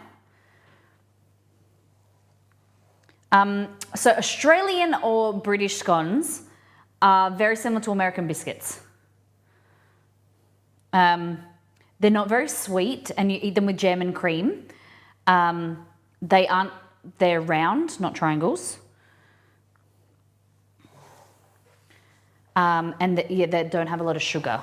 Like these have no sugar, because you put the sweetener on top. All right. That, and then last one.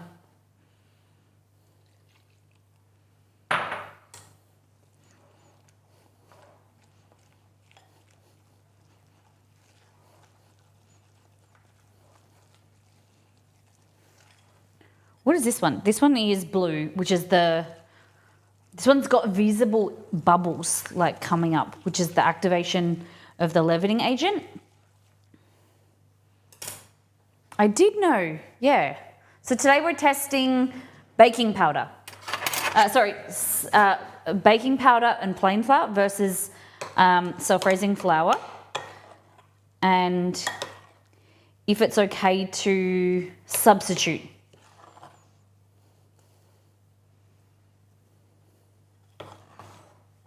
All right.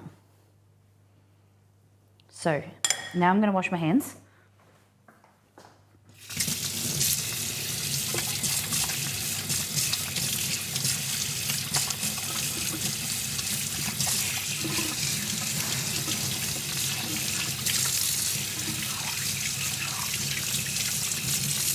I wish we had like scientific. I'm very interested in. Oh, do you know why? Sorry, why? Sorry, thanks for pulling me up. I didn't read it properly. So lemonade adds sugar, sweetener. It adds bubbles, and it also adds acidity. And that acid reacts with, a lemonade scones usually have 3 ingredients. Cream is liquid and it's fat content. Then you have the lemonade, which is liquid, sweetener, bubbles, and acidity. That acid, and then the third ingredient is self-raising flour. So that's flour and baking, like a leavening agent, which is has baking powder included in it. So the lemonade will react with that baking soda or that acid. So it will react with the alkaline. Is that how it works? To then create bubbles. So it's a 3-ingredient, really simple recipe to make really fluffy, sweet scones. So it's like a hack. I've had them twice, lemonade scones. I'm not usually a fan, but I got to try some more recipes maybe. Because I found them way too sweet and too fluffy, I think. Got to remember. If you have any recipes for them, send them in and I'll try them out.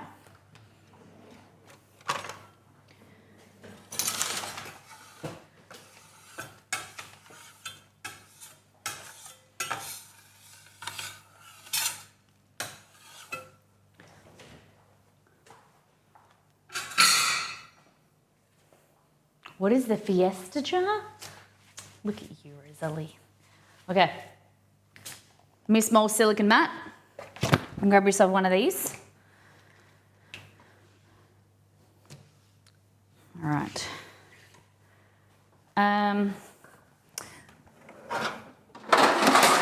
Tray. Line this baking paper. We're going to divide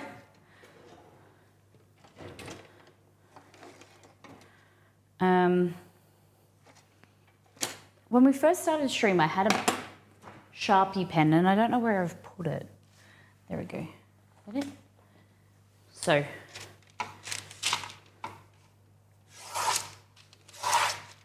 and then fold it over so nothing comes in contact.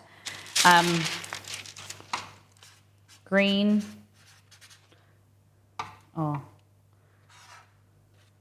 Gotta do this backwards, don't I? Green, yellow, blue. There we go. Blue, green, yellow. Fabulous. So then we'll be able to bake them next to each other and figure it out. Last thing I need to get is egg wash.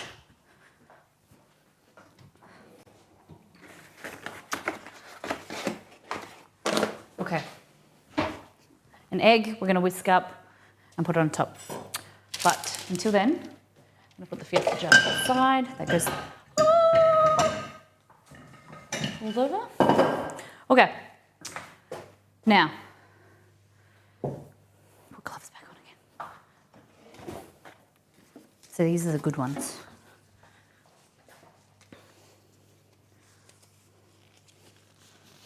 They just have better contact. All right. So what you want to do is get your dough like that. Use a bench scraper, a bowl scraper. It has curved edges so that you can get all that loose flour. Okay. So green is plain flour, and the substitute, the plain flour plus baking powder. And I just want to show you the texture difference, because what I'm possibly thinking is this has higher amounts of flour compared to baking powder. Sorry, it's drier. This and the other two flours are a bit more wet. Like, look at that. It's very fluffy though, but this one is a lot more moist, and that's the expensive flour here. All right, so what we want to do is just grab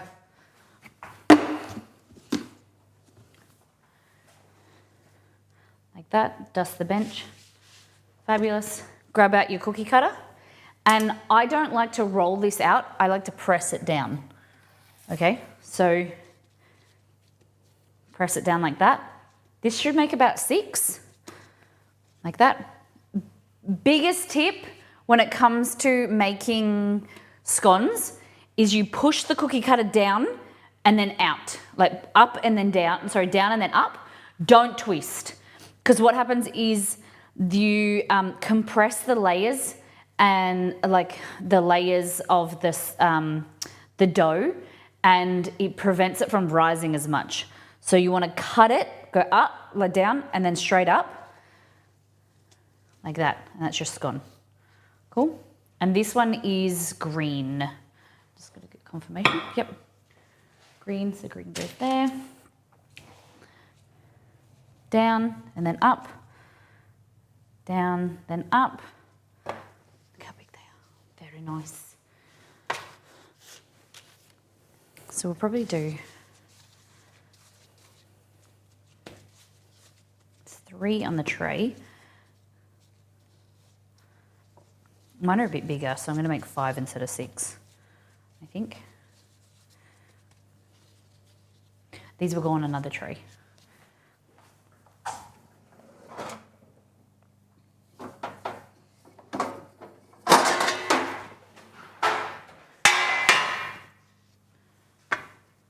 Okay, this one here is our yellow. So this is our cheaper regular plain flour, just from the grocery store, the Woolworths brand. This one seems fluffier in comparison to the last recipe. Still similar texture-wise, like dryness. And we're just, if you notice, I'm just bringing it together. I'm not pressing down. I don't want to knead it very much or create too much movement. I'm just kind of tossing it around, pressing it down to bring it together as a dough ball. Same thing, like that. It's about 1.5 inches high, which is about 4 centimeters, 3 centimeters. Oh, I nearly twisted there. Okay. This one is yellow.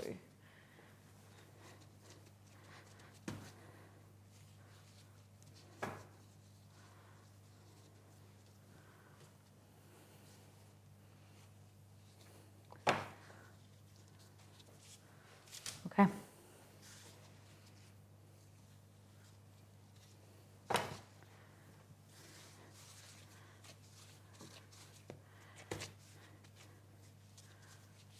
Okay. And then finally, premium self-raising flour. This one is markedly more moist. Like it feels wetter and stickier. Very strange. I don't know if it's very light. You can see it's already started to activate. There's a lot of air bubbles in it.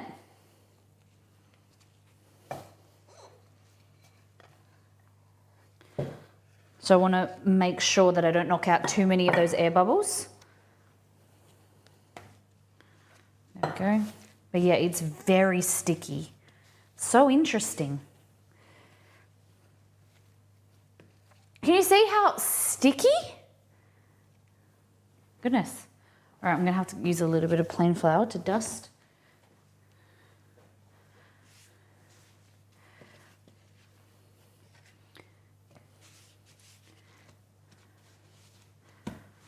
There we go. So I'm just making the shape again, pressing down like that. Very sticky, I can't get over it. And sticking to the cutter. It seems like the texture of it's lighter. So I would say it's got a higher proportion, higher ratio of leavening agent.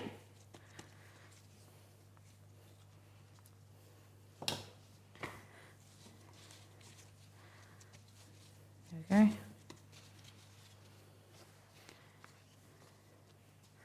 Nice.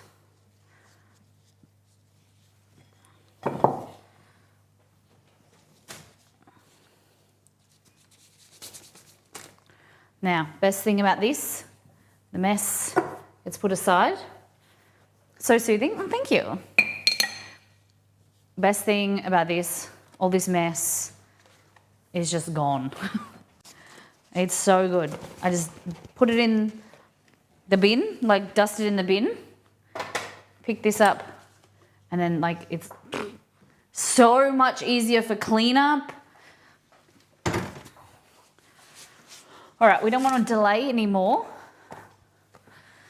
I realize I've just been sitting here staring and doing nothing. I love it. That's okay. It's good to do sometimes. Mindless, like watching, mindless activities is good. It means, you know, it's really good for your sympathetic nervous system, just to feel like relaxed.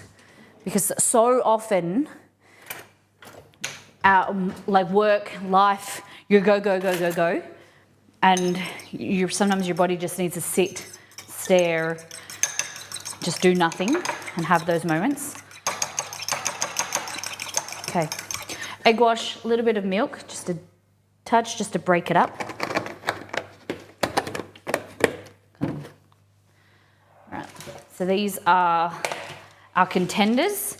All right, the biggest thing here is what we want them to be touching, like that.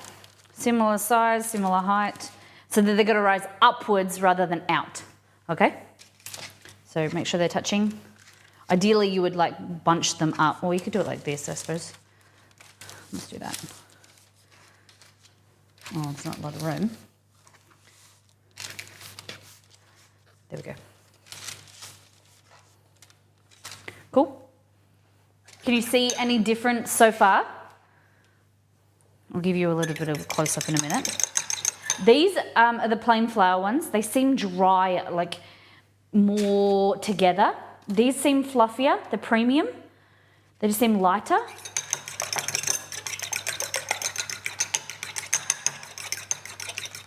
When I made them, I separate them more and they spread out. I'll try it. Yep. So that's one thing I learnt when I was, I think year 10, we were 15, we did home economics, and scones were one of the first things you learnt because they're so easy. We learnt to make. It was like your basic, you're kneading, rubbing in flour. Scones are just so great for your basics. Anyway, one of the things that I do remember to take away was bunching them up so they rise upwards, not out. Okay, like this. This has actually got a handle, but it falls off the handle. I suppose I need to get like a tool to clamp it, but I do actually like using it as a small implement. I do gravitate towards smaller knives, smaller whisks. I just find that you have more control, and you're closer to the food. You'll see that I'm always using small whisks, baby spoons, small spoons and things like that when I'm cooking. All right. So even amount of egg wash. The egg wash has egg, obviously protein. It's going to create a reaction, the Maillard reaction, to create brown glazed texture. It's going to be great. You could put a little bit of sugar. Some people put a little bit of like granulated sugar in here. There we go. Into the oven. Just on the middle rack. And these are our leftovers. I don't actually know which one's which, but it doesn't really matter. These are the leftovers that didn't make the team. I wasn't here for the mixing, so I don't know which one is which, but yellow looks drier. Yeah. So yellow, you think yellow's drier? The middle one? So I think the plain flour, pretty sure that's this one here. These have like a bit more, I don't know if it's the way I mix them. They have flour and the drier texture, markedly compared to the premium self-raising flour that is stickier and a lot more moist. This one, the yellow is the cheaper self-raising flour, the home brand, and that seems to be in between. But the Luwak, the Wallaby flour, was really quite wet, sticky. All right, there we go. Oh, I wish we could get an oven cam. They're looking good. All right, so let's whip up some jam and some cream. Well, we're not going to make the jam. This is a self-raising flour, it's not a jam stream. Really important to rinse, I say this now because I've got time, but rinse your basting brush with cold water so it rinses out and gets rid of the egg. Don't do it with hot water because the egg will solidify and you'll get lumps between your bristles. Do as I say, not as I do. I have put it in the dishwasher before and it just goes gross. So just run it through with cold water. Hey Blair, welcome in. I'm gonna pack the dishwasher because I can, so you guys can watch me. I'm trying to, and you probably heard me say this a million times, I am trying to create better strategies and habits of being cleaner on stream so that I can be, have a cleaner house, like a cleaner kitchen, because I'm sick of having dishes packed up and then having to do loads, like, you know, between streams, the kitchen's a bomb. So if I can have an empty dishwasher, pack the dishwasher, or unpack it and pack it on stream, just slows things down a little bit, which I'm not a big fan of because I think it's maybe boring for you guys, but it makes my life easier. I can get back to my computer and working again and have a cleaner kitchen. You know, hit the ground running. So my process is like I have a drying rack tray here, and so then I put the clean dishes in there and then I walk around with them and put them away.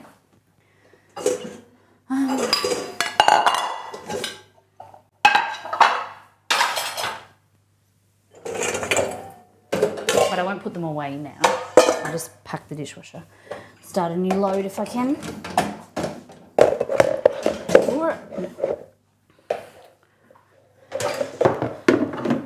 How many of you guys have a dishwasher and love it, or use it a lot?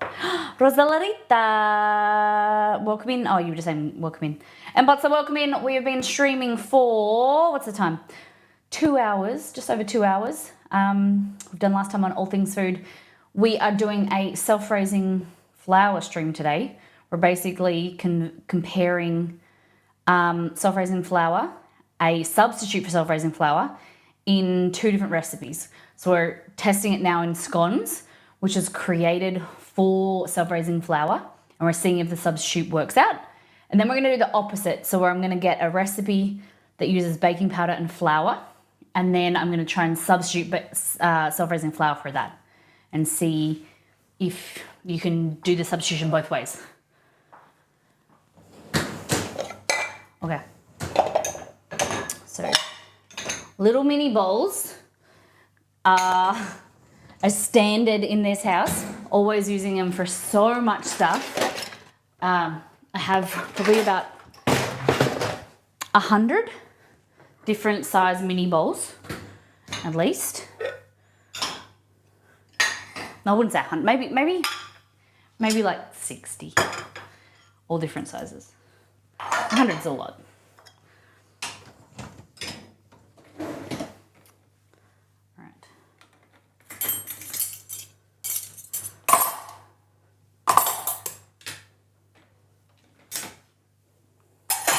My dishwasher has a rack at the top for utensils, and I hate it because quite often the utensils don't actually wash properly.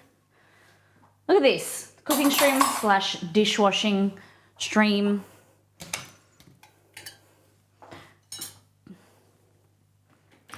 I'm nearly done. I'll get back to the cooking in 2 seconds. Sometimes I will soak these so that the flour especially like comes off.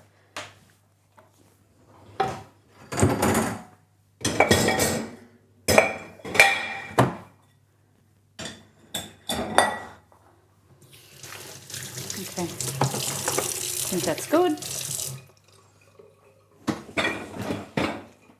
Might run through a rinse cycle. Just 20 minutes while I make more dishes. Hey Hubanga, welcome in. All right.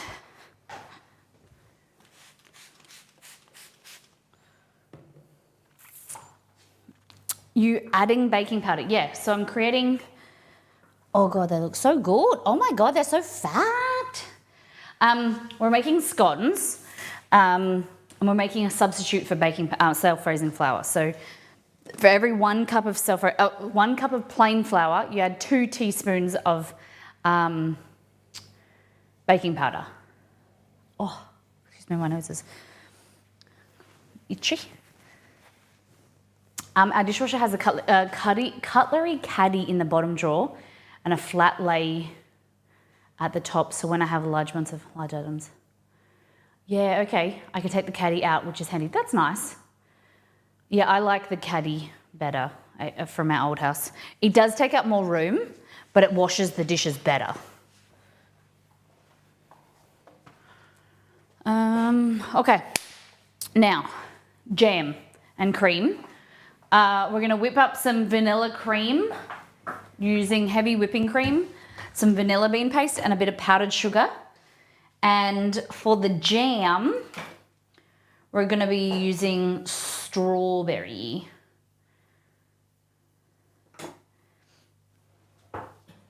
Yeah.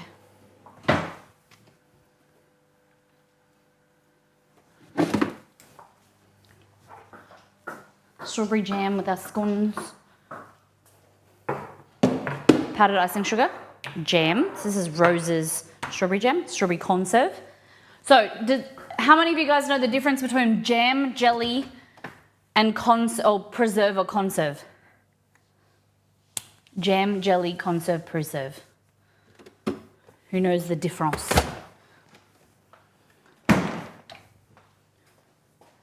What's your preference, strawberry or raspberry? I like strawberry. I don't like the flavour of raspberry other than frozen raspberries. There's something about raspberry flavours that I just can't get around. I prefer strawberry.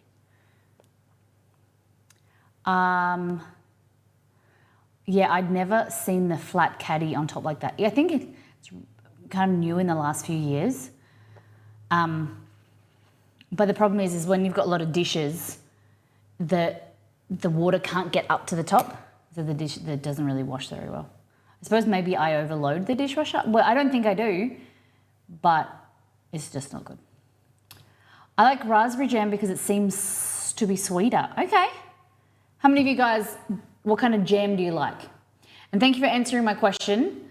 Nanika has no idea, and you thought they were synonyms. That's valid, Tamara. So a jam, a jelly, and a preserve or a conserve.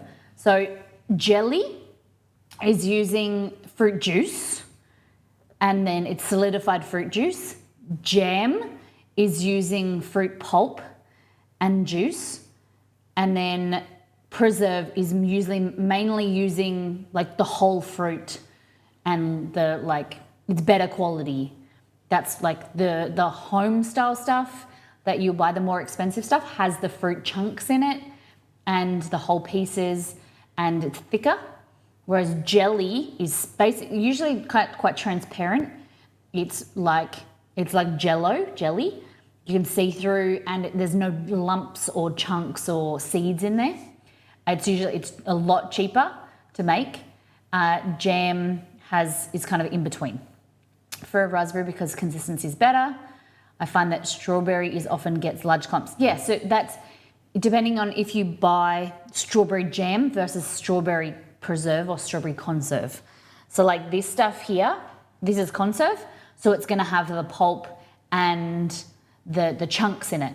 If you like the flavor of strawberry but you don't like the chunks, you want to go for like a cheaper strawberry jam. That's what you probably, or something's called jam rather than preserve or conserve. Yeah.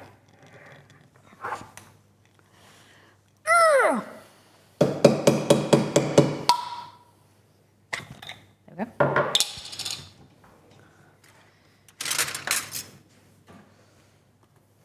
So this here, you can see, you can already see that, like when I mix it,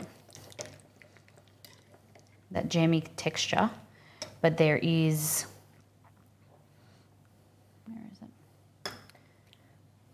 Kind of a bit hard to see, but this is a strawberry, and they've got seeds in there as well. There we go. Hello? Oh, took a photo, come in.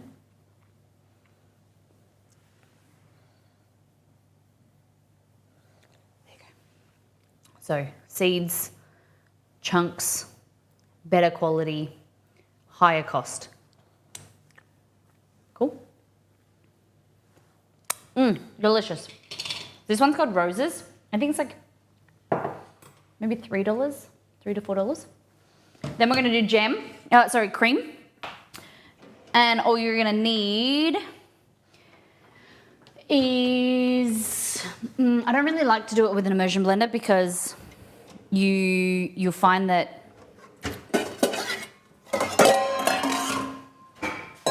you go from zero, like it'll be quite, getting thicker, and then it'll be really quickly overly whipped, like over whipped. So I prefer it to do with a whisk or a hand mixer. Hey Tate, I'm doing good. Thank you very much for asking. How you doing today? What's news? What's crack-a-lackin'? We're just waiting for our things to come out of the oven. Our scones. We've done a test of scones. Oh my goodness. Wow. Dang. Okay, there is a difference. I can see a difference already. Wow. Markedly different. Wow. No news, too lazy for news. That's okay. It's all good. But you're doing well?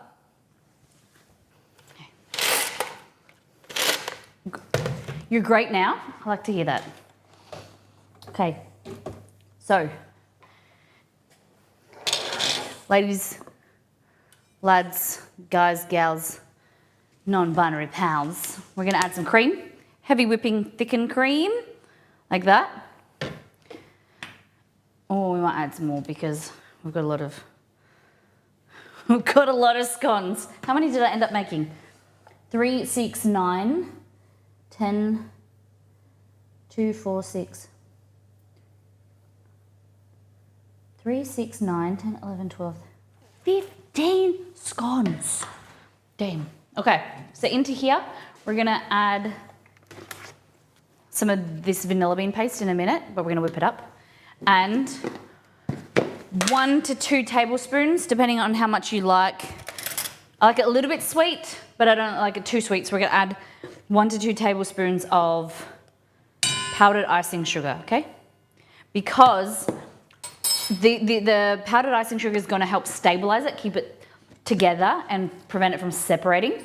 You want cold cream, because cold cream whips better and is kind of have stronger bonds so it doesn't separate or split or curdle. And there's also something else that I wanted to add, but I don't remember. So I'm just gonna whip. Oh, and we don't want it too sweet because we're going to add the jam. So we want it like fresh cream, lightness. There we go.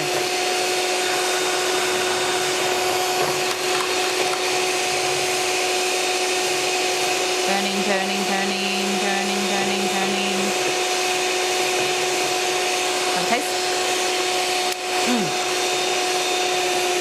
Yum, yum, yum. So I recommend using a hand mixer over a stand mixer over an immersion blender, just because you can see visually, you've got control. You can see where it's thickening, and you can easily see when to stop. So you'll be able to see. All right, so from now, right, see the texture of it, it's runny, but the way that it moves will change. You've just got to keep an eye on the texture, and you know intrinsically in yourself, you'll know that it's getting thicker by the way it moves. So when I move this around, it's like it's quick, like it comes back to its place quickly, or there's like ruffles that are like moving around and rotating around. Can you see? And then as it thickens, that becomes slower. It gets slow and a bit lazy. And when it almost doesn't move at all, that's where we're at hard peaks, stiff peaks. So see how when I move it like that, it's becoming slower. Like that. It's increased its size with air. But see, when I go like that, it's not moving around really anymore. It's thickened up. And so I need to rotate my right hand, the beaters, rather than the cream moving around my beaters. Make sense? Like that. And see how it is creating those ripples, and those ripples are stagnant now. That's how we know it's ready. And we pull away. Cool? We don't want to go any more, because then we risk over whipping and then it becomes butter. That's how butter's made. Separates and becomes butter. This will become sweet butter because we've added a little bit of sugar. All right. Do that. Grab your finger, thumb and forefinger, like that. Push. And wipe the blades. Or lick them. You can lick them if you want. I won't judge. So just scrape up like that.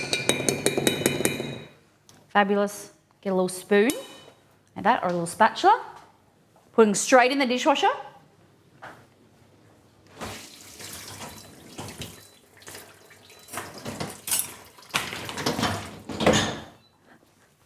Okay. So the consistency is beautiful. Look at that. Whipped. Pop it in the fridge until we need it. Look at that. Lovely. Stiff peaks. A stiff peak means I can pull it up and it stay like that. It doesn't fall down. Yum. There we go. And then we're going to fold some of this through. The scones are looking so good. Okay. I like a lot of vanilla. That's why I buy it in bulk. I like my baked goods to be vanilla-y. And if you haven't done the test, I would urge you, get a little bit of some whipped cream like this, separate it into some bowls, go to the grocery store, buy a vanilla bean paste, a vanilla extract, and a vanilla essence. Try it. You really need to taste the difference between vanilla essence, which is imitation, it's fake, vanilla extract and vanilla bean paste, or like vanilla extract is what I recommend. Vanilla bean paste if you want to go a bit bougie, which this is, because it has the seeds. And you know what, like having the cream and doing like this, even if you just want to buy the one, I've been to my Essence because of you. Yes! Okay, so even if you just want to do one test, this is the one I recommend, is taste the vanilla, taste the cream on its own, and then mix the vanilla in like this, and then taste it side by side. So taste the vanilla cream compared to the regular cream, and you'll know what vanilla tastes like. Like a lot of the time, we add ingredients because that's what our parents done, that's what the recipe says, but you don't actually appreciate what vanilla is. Like, would you taste the difference if you had a chocolate chip cookie that had vanilla versus one that didn't? Because like, what are we tasting for? What is the flavor of vanilla? What's the difference between like a Madagascan vanilla versus, you know, the bourbon vanilla or whatever it's called?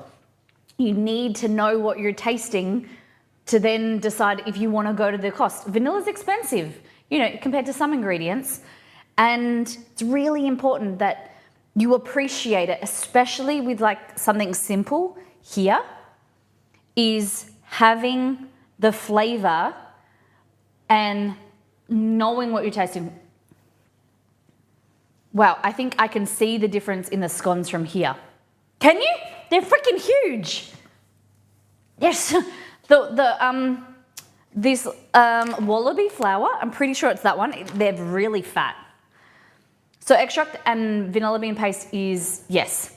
So vanilla extract is steeping the vanilla pods in vodka. I like to make my own with bourbon or whiskey, and I get vanilla pods and I cut them in half, scrape the vanilla pods out, put it in a jar, and then pour bourbon whiskey or Scotch whiskey over top, and let that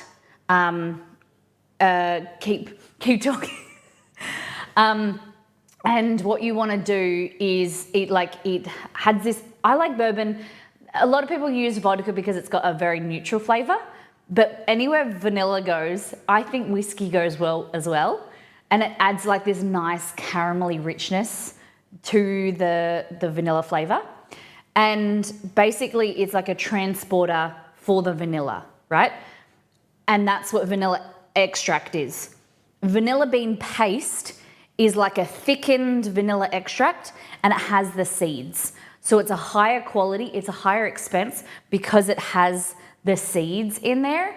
It's a little bit thicker, and we've done a comparison of making like vanilla cream. We also did hot chocolate, and we did a custard, I think, or a pudding with the 3 different types of essence, extract, and vanilla bean paste. And I still recommend vanilla bean paste. The flavor was a lot more richer, more full-bodied, and it was just delicious. So this is from Costco, but this is vanilla bean paste. If you go to Woolworths, it's a smaller black vessel, but it's vanilla bean paste with vanilla seeds. Yeah. So you can definitely make your own. I've done it on stream about 2 or 3 times. You just need to buy the vanilla pods, which are more expensive. So it works out easier and cheaper. I like the thickness of it as well. And look how beautiful this is, because you can see the quality seeds in there. That. They're not little specks of vanilla bean seeds. Yum.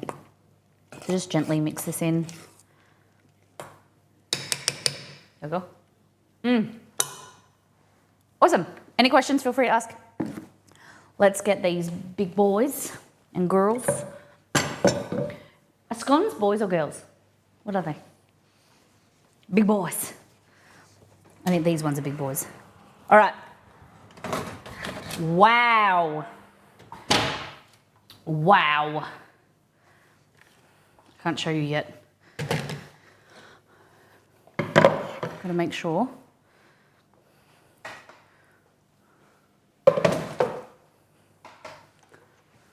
Look at that. Look at them. Okay. They don't all fit in the thing, but green, plain flour, cheap, home brand self-raising flour, premium self-raising flour, okay? Just wandered out of my office to heat up my lunch and heard my Teams ping. Oh no.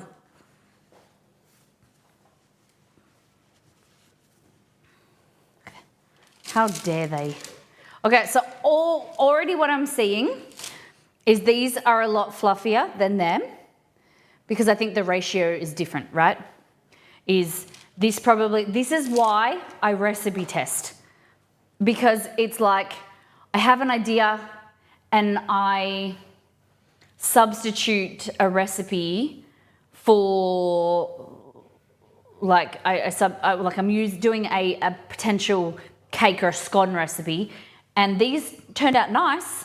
Like the texture might be fluffy, but if I add a bit of extra baking powder, I could make them as fluffy as these. Like there's just different things. Also, one of the things that you need to, as we're comparing these, this was made first. The plain flour, plain flour or homemade self-raising flour was made first. It was sitting on the bench for at least 5 to 10 minutes by the time I made these. So these ones will be fluffier because they were mixed last. You know what I mean? Have fun, still subbing. Hey, thank you very much. How's Bells? You need an ingredient before we go. What would you like to put in the Fiesta box? So it is quite interesting, the result so far. Let's have a look under this camera. So like to get a definitive result, I think I'd have to make them separately, make it, bake it, make it, bake it, make it, bake it. But these are markedly larger, like that there. Look at the size and visual air bubbles compared to this one here. That's plain flour. That is self-raising flour, premium self-raising flour. Look at the size difference. Like crazy. But you pick marshmallows. Fantastic. Thank you. The other thing is, it's like, what's your preference? Just because these are fluffy doesn't mean they may be too crumbly by the time we open them. Like when we cut them, the texture might not be nice. So sometimes you have to find a happy medium. Like this is a bit more dense, but they're still fluffy and the crumb is nicer. And that's what you've got to work out. Like I'm interested in all three of them. These have spread outwards and upwards, but the plain flour, the homemade self-raising flour is, it hasn't grown as much. Exclamation mark Fiesta. The mods will tell Exceed and he'll set it up. All right, marshmallows. Thank you, Hells Bells. Thank you for your resub. So if you want to be involved in the Fiesta in the next week and a half, the 31st will be open. It's not next Wednesday, the Wednesday after. We're going to be cracking open the jar, picking out 8 ingredients. Resub, gifted subs. If you gift 5 subs, you get to choose 5 ingredients. If you tip $5, you get to choose an ingredient if you want to help towards the goal. 500 bits, you get an ingredient, and that helps towards the goal as well. Hells Bells, marshmallows. Fabulous. Thank you. Okay. All right. Well, let's try with some butter first. What do we think? Because they're savoury. There's no sugar in them. I always add the sugar after, but if you wanted them sweet, you can add a tablespoon of sugar into the recipe. I hope you peel out. Shit, have I done your dill? Did I add Nito's dill? I don't think I did.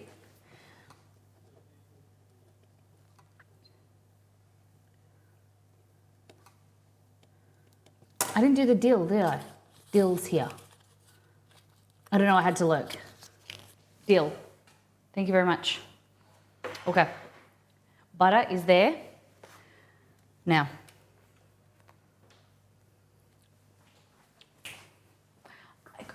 Hold on.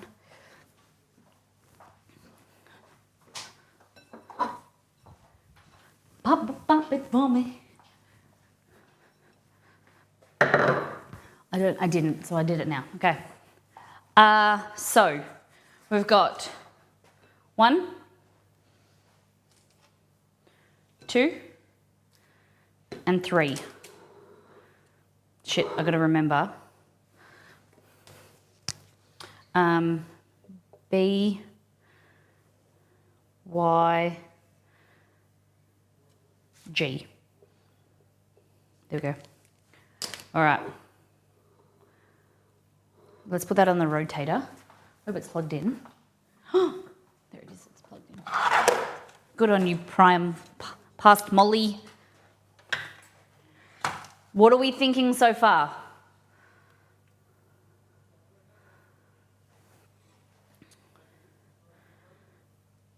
So,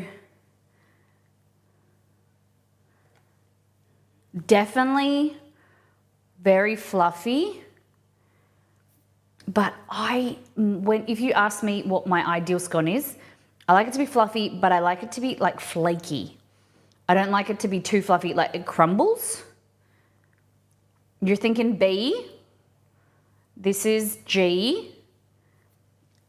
Blue, yellow, green and yellow. Y, yeah, see? Y is a good in between, I think. Nice like aeration. Is it going too fast? Can that go slower? Nope.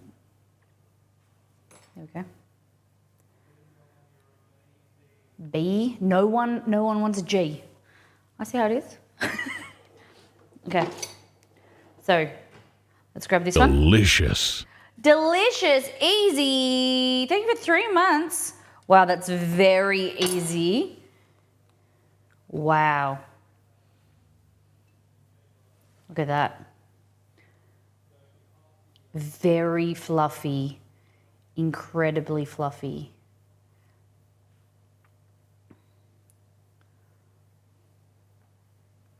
Okay. All right. So let's go G.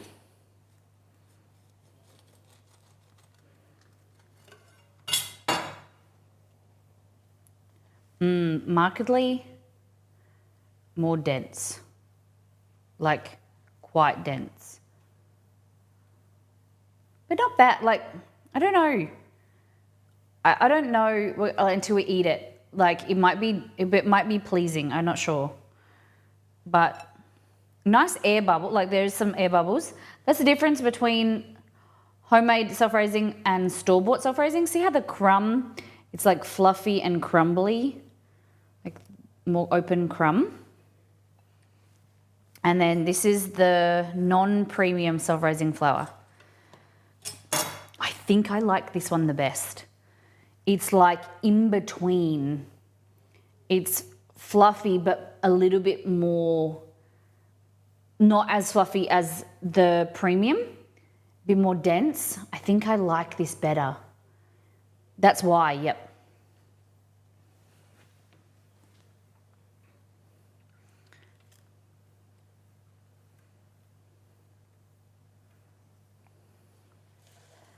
Okay.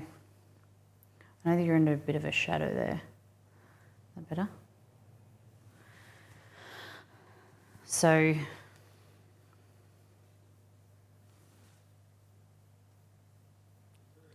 can't really see there.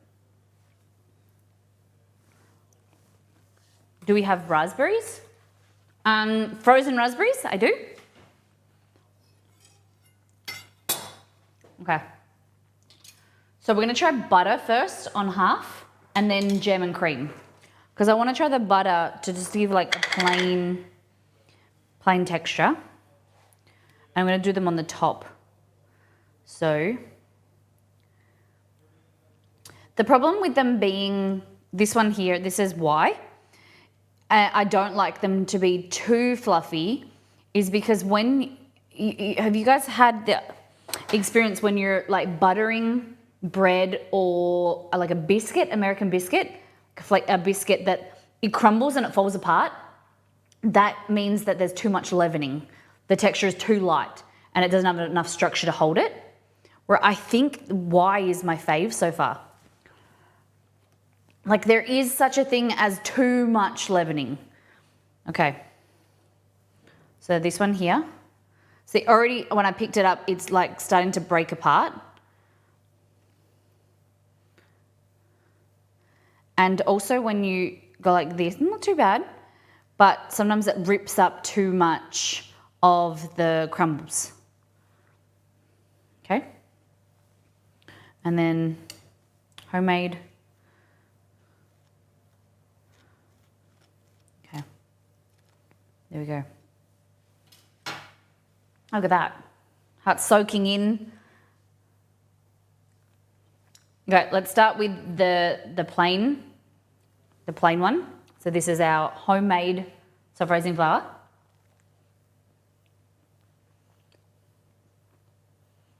I like it. It's fluffy, but it's more dense. It has like it's a chewier scone. The texture is nice. You can taste-wise, like you can smell the leavening agent in there, but it's not metallic.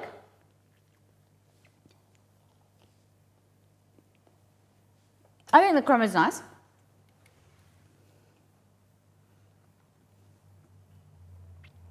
You can see the layers of the butter in there.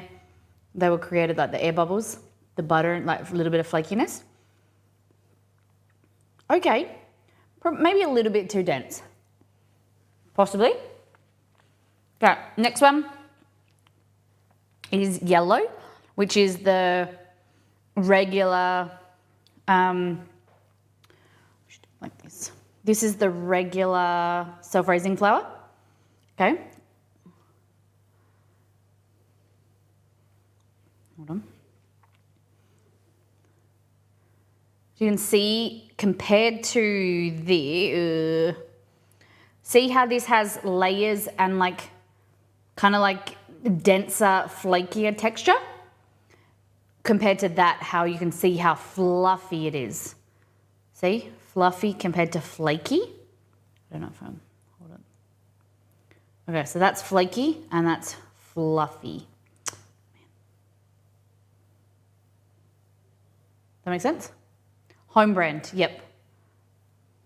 Now I forgot which one's which. Yeah.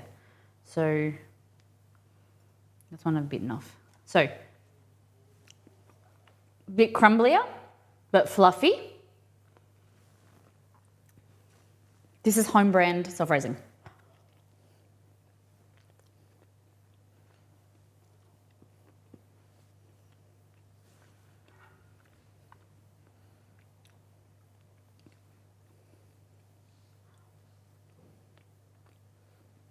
It's lighter, but it tastes, because there's air in there, not moisture, it tastes a bit dry, I think. Whereas the other one's dense, but it's a bit flaky. Have you already gone over how these are called biscuits yet?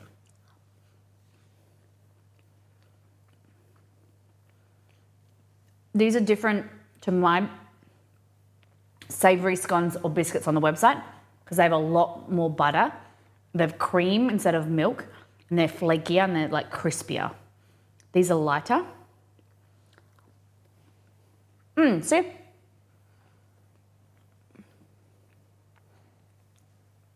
I think they're nice, fluffy, but I don't know. I feel like I'm torn. I'd like to try, that's why I'm keen to try them with jam and cream because they're nice. But if I'm eating it as a biscuit, I prefer more dense and flaky. I prefer the homemade store-bought, like the homemade self-raising flour.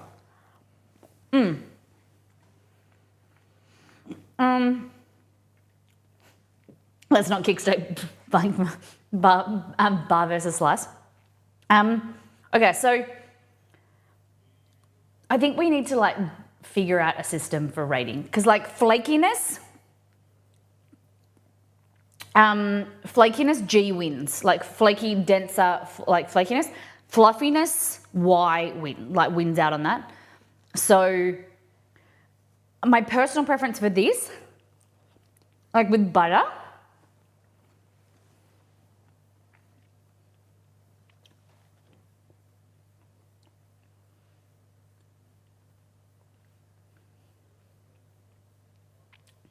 oh, they taste a bit, now I'm eating more of it. They taste a bit more like metallic.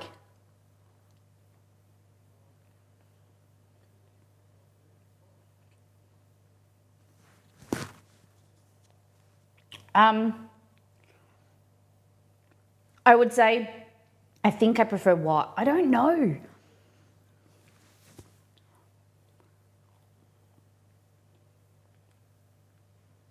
Oh my God. I think I'm gonna go with Y. But it's close. It's really close. Okay, now let's go to the most expensive, $4 a packet for a kilo or 2 pounds. This is the Wallaby flour, self-raising flour. All right, look at that crumb. Very fluffy, like very, very light. Look at that. Like,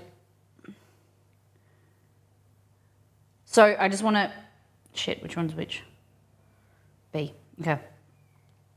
So I just want to show you the difference. That is the crumb for B. And then this is the crumb to G. Flakier, denser. Can you see? Yeah, so dense and then fluffy. Right? Can you see the difference? Okay. So it's very, very light.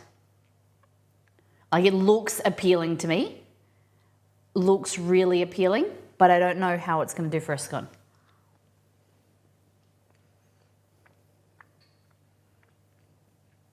It's very light.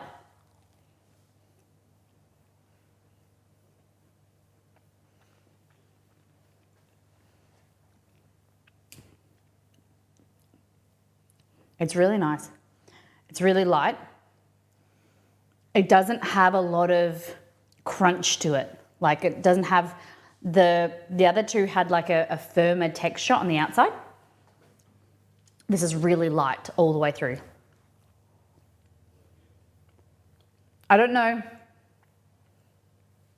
because there's so much of it. It tastes a bit more dry. So like, if I use that Wallaby flour, I would add a little bit more butter to then balance out, because I think it's going to be a little bit, especially when it sits for a while. So like as it sits and cools down, because it's so big and fluffy and there's more surface area, it's going to dry out and potentially go like it's not going to have that moisture, like that moist texture. Whereas the more dense one, because it's more like denser, it's going to have more of a flakiness. That one looks like it'd be best covered in gravy. What part of the Wallaby does that? Okay, let's try now jam and cream. Okay, so we're taking these away, taking the tops away, leaving the bottoms. I don't know which one's which, but I put all the things to the side and I don't know which top is which, so it's probably obvious if you looked at this texture. Okay, so we can already start to see, if you're paying attention, which one's which, because the crumb, you're looking at air bubbles and you're also looking at like how crumbly, open the crumb is and how like fluffy it is. This one is dense because it's tighter, and that is your G, which is your plain flour or homemade substitution. Y is store brand, and then blue, B, is your premium Wallaby flour, okay? So now we're gonna add in, we're gonna judge it on the spreadability of the jam. If it like pulls up any bubbles or like crumbs, crumbs, looks good.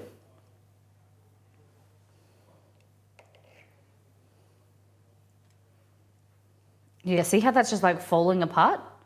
That's the B, because it's so light and fluffy, so much air in there. It doesn't have like as good a structure. And it's gonna like break apart. B for Wallaby. Well, B is for blue, but yeah, because it's got a blue sticker on it. All right, we've got to make the jam amount the same, don't we? And then Y is kind of in between.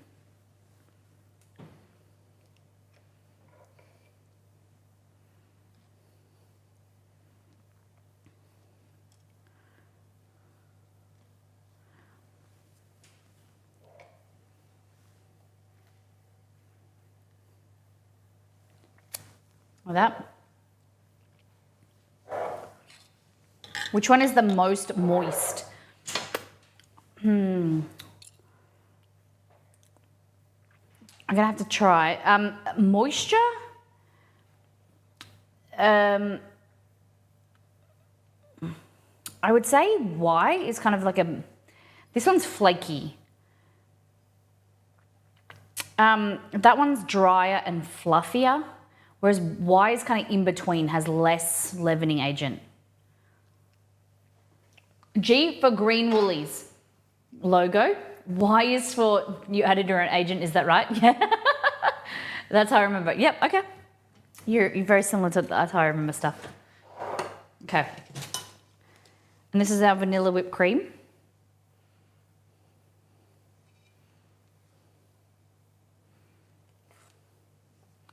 It's also, remember, like what makes a recipe good is it's like personal preference.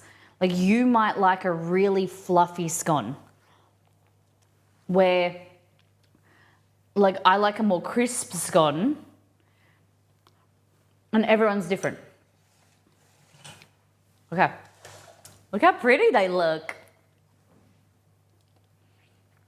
Where do we start?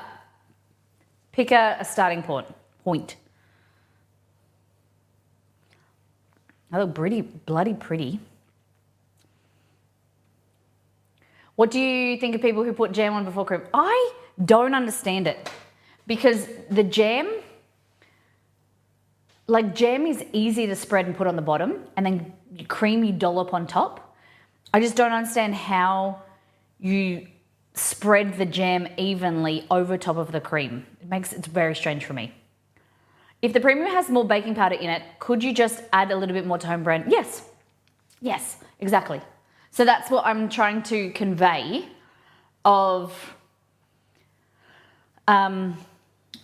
when it comes to like this recipe, if you wanted to stick with whatever result you wanted, if you wanted it to be fluffier, if you're using the home brand, like if you're using the home brand, you would add a little bit of extra baking powder. If you're making your own, I would add a little bit more baking powder too. So I'd add maybe a half a teaspoon of extra baking powder. It's going to give you a little bit of extra fluff. But then if you wanted it to be if you've got store-bought, like if you've got the premium and you wanted it to be denser, you could add a little bit of extra plain flour, or you could add a little bit extra butter to make it, oh, and then like knead it, so like handle it more so it's a bit more dense. So there's options for what you want to do or what result you want. You work back. Do you get what I mean? Like sometimes you got to reverse engineer something. Like you start with the result and then figure out with what we've got now, the ideal compared to this. And if you want it to be fluffy, add a little bit of leavening agent, handle it minimal, minimal handling. If you want it to be fluffier, if you want to be denser, add a little bit more butter or fattening. Will give it some more flakiness. Handling it more will knock out air and create a denser structure, more gluten. And then also, I think that's the three. Yeah.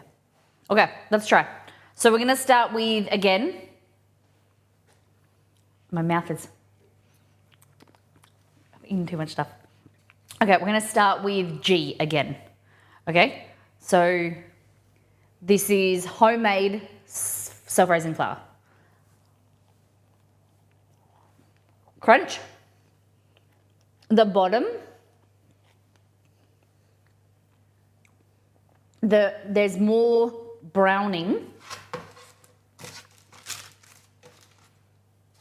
Like even they're all similarly brown, but the plain flour, because it's a bit more denser, I don't know, the baking soda may possibly create a chemical reaction so it doesn't brown as much, go as crunchy as much.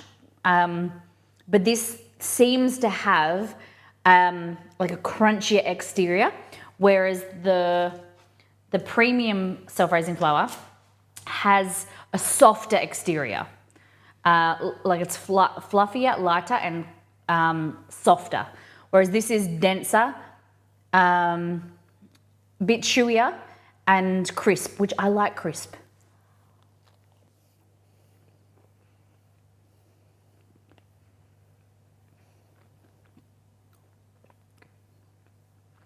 I think this is banging.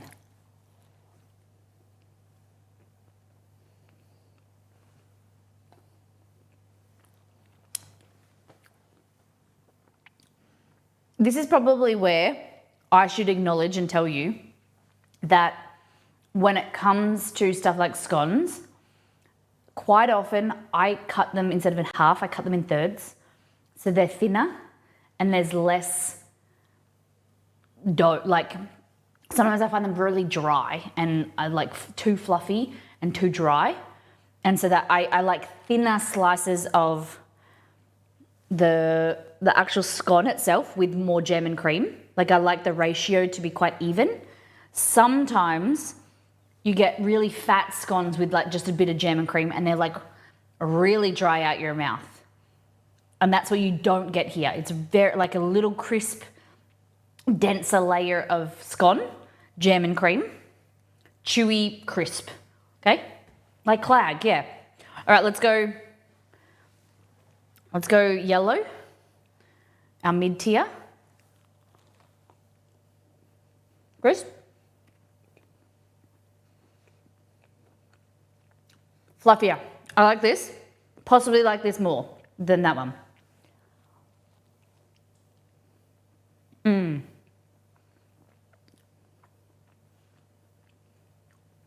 This is good. Yeah, it's crisp, lighter, but not overly light.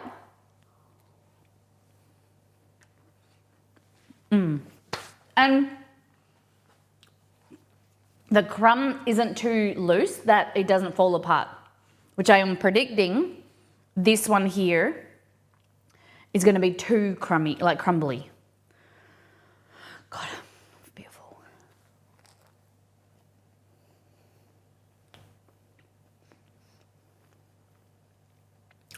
The differences are very slight, especially when you've got toppings on.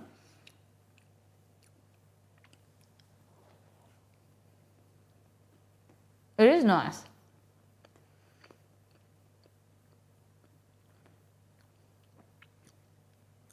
I think I'm just trying to eat. If you see the base, how it kind of like goes from like thinner to like thicker. I'm trying to eat like more of this piece, and I wouldn't want it more any more thicker than that, because it does get really dry. Like, I think that this kind of area, this side, is nicer because it's crisper compared to that is too fluffy for my personal preference. It's too, like, I feel like I need some water, and my mouth, it needs something to like dry it off like that. Like eating it on its own was really dry. Yeah. But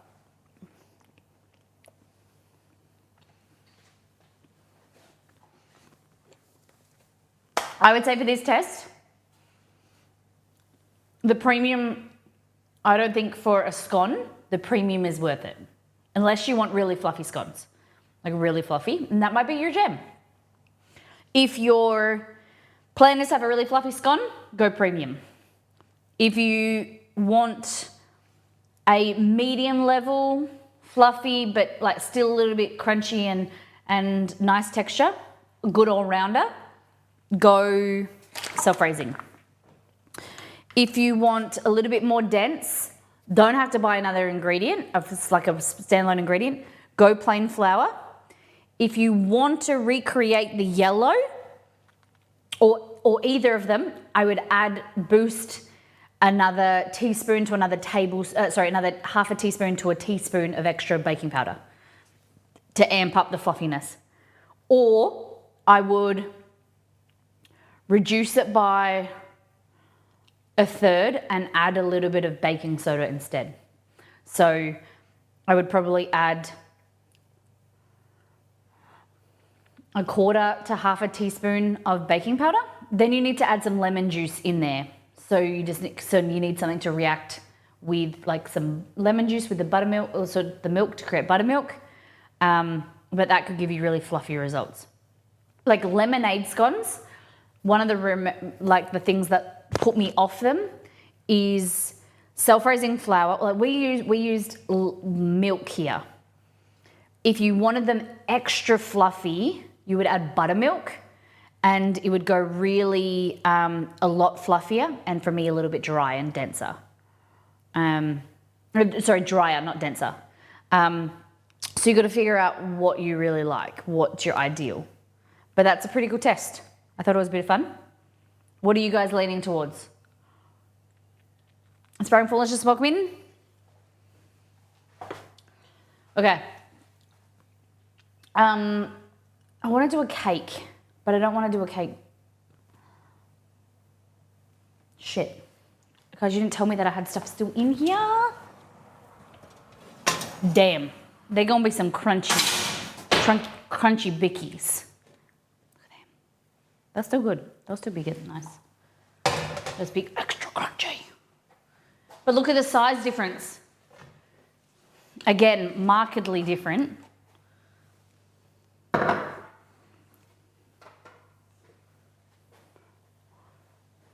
Can you guys guess which one's which?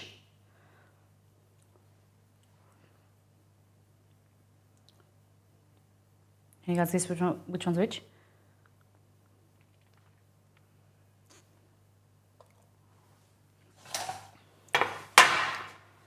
I don't know if I put them in order. I think I did. This is a tough one. So I did put them in order. I did them the same. So I can notice already this is plain flour. So then that is the premium. This don't be fooled. This had more dough. So that dough was bigger. That was for the yellow flour, but I had more dough for that one.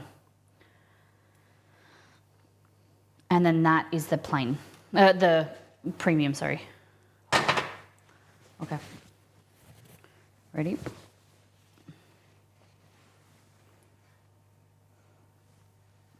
So this is basically damper.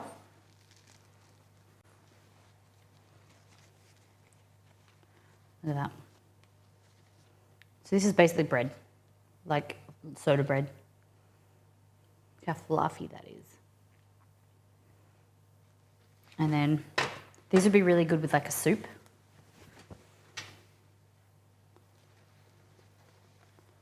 See, more dense. So like if you look at the texture, see lighter, airier, fluffier, denser. Premium, non-premium, regular. Okay, and then this guy, flakier. So can you see? Much more dense. And you can see by, like when it has more air, it's lighter colored. Like it's the texture takes on more air, so it goes light, pale. Whereas the denser it is, it kind of takes on like a more, like more moisture because it is dense. You see? More dense and more like darker coloured. It's nice and flaky though. Similar.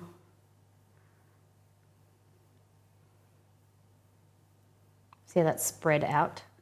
Or is that, you can already tell. Like if I told you like the difference between that one and that one, I think you could tell which one's gonna be dense and which one's gonna be light and fluffy.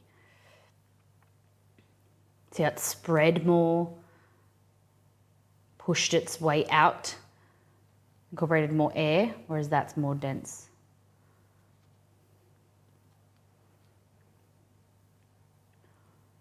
Premium.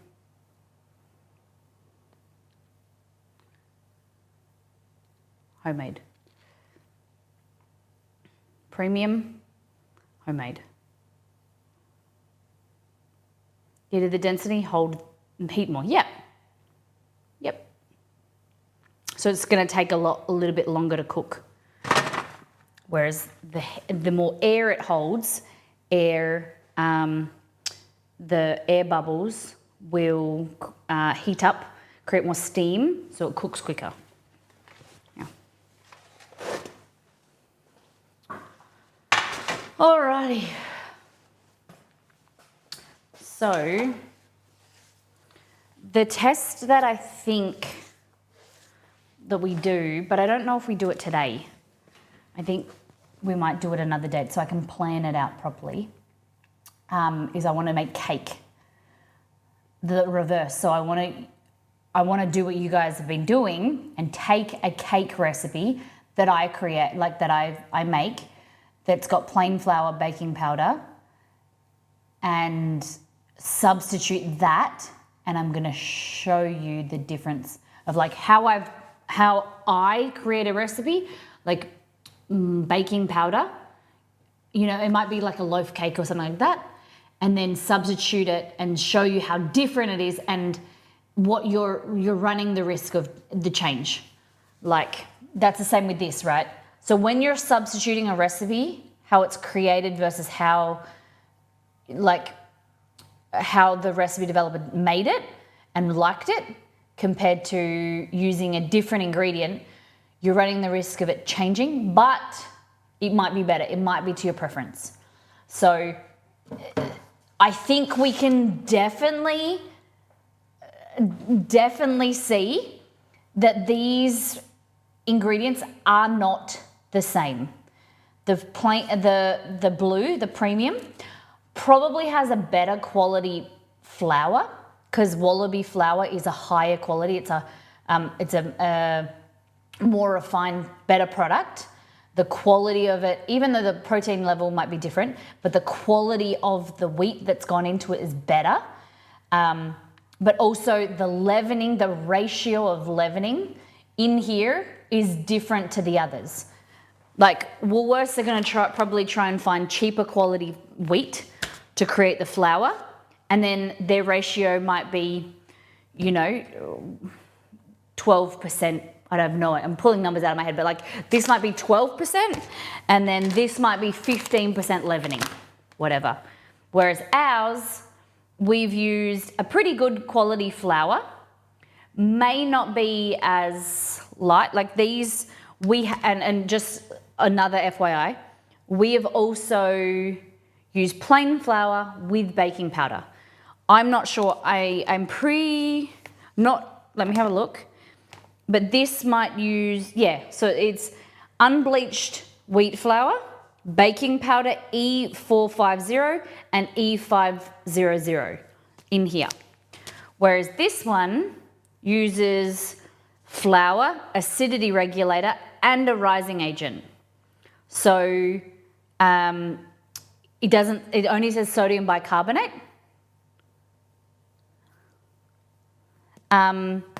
But then it's got the acidity regulator, which is baking powder. So this one says baking powder, which is E450 plus E500 must mean sodium bicarbonate and an acidity regulator, because that's what baking powder is. It's a mixture of sodium bicarb or bicarb soda, baking soda, plus a stabilizing agent and an acidity regulator, an acid. When they come in contact with water, then they activate. This is the same. This is using 341, 339, and 450. So the difference here could be minimal, but obviously it is different enough that this seems to have more baking soda, or this has more acidity regulator, more acid in it, that made the initial reaction higher, but then it dissipated by the time it got in the oven. That could be the two possibilities there, is that the ratio is different, and then this one has more baking soda to make it fluffier, or this one has more either less baking soda or more acid to make it not as fluffy. So, there's a few options here, but what I'm just trying to say is that anytime you're substituting, the results are going to turn out okay, but they're not going to be as accurate. Like, your recipe is going to be more accurate if you do a plain flour plus a baking powder, and because you can control the amount that's there. That's why I don't use self-raising flour, because if you're using this compared to your friend, someone else in the community using this, you're going to have different results. And which one do I want you to have? Probably, if I've created this recipe, let's explain. So I've created a recipe and I want my scone to look like this, taste like this, texture to be like this, right? And then let's pick someone out of the community.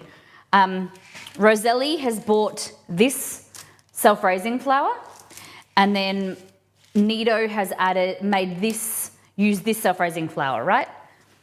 The results are different. That you might like both of them, but at the end of the day, they taste okay, look okay, but they're different, right? So you can't expect the same results by using different ingredients. So I can reduce that margin of error by giving you plain flour and baking powder compared to giving you, I'm going to go to eat at Roselli's house, compared to telling you like a self-raising flour, because there's already enough difference in flour than like flour quality is going to be different itself, because if you buy store-bought, home brand flour compared to premium flour, like I'm talking about plain flour, that's going to have a result.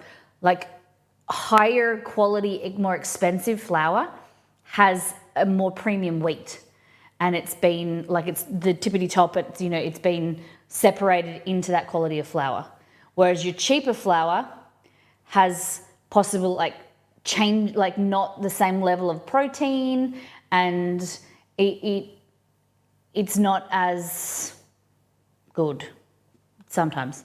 And yeah, am I making sense? So basically what I'm saying is substitution is fine. You're going to get an okay result. But if you're creating a recipe, it's better to do what that person says, or find a recipe that allows you, you're running the risk. That's all. But yeah, I thought it was a cool test.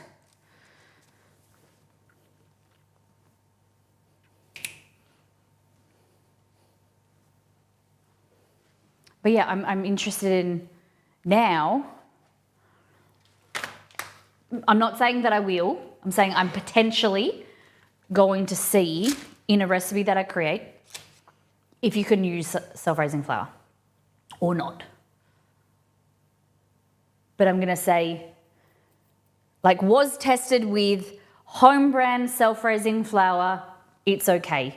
These findings or whatever in my testing notes, because that's it. Yeah? Because in some of the new recipes, I've created like a testing section so you can see the different, like what issues I had, things that I found, problems, tweaks I made. Yeah. So for anyone that is wanting to know, this is 2 cups of self-raising flour, 3 tablespoons of salted butter. I don't remember how much.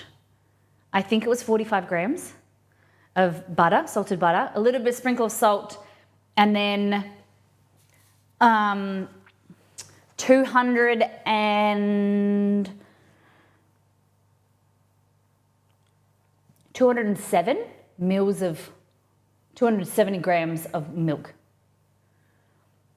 My mouth is super dry. I think it's the leavening, I don't know.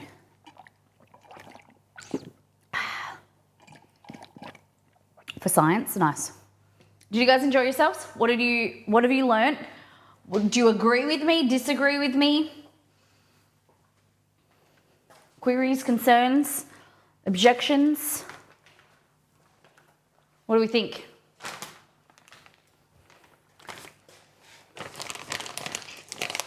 Bake Australia's best. Luwak Wallaby self-raising flour, all-purpose. It says self-raising all-purpose flour. Yeah, so this says all-purpose for making biscuits, pikelets, muffins, cakes, sponges, and steamed buns. Established in the Barossa Valley.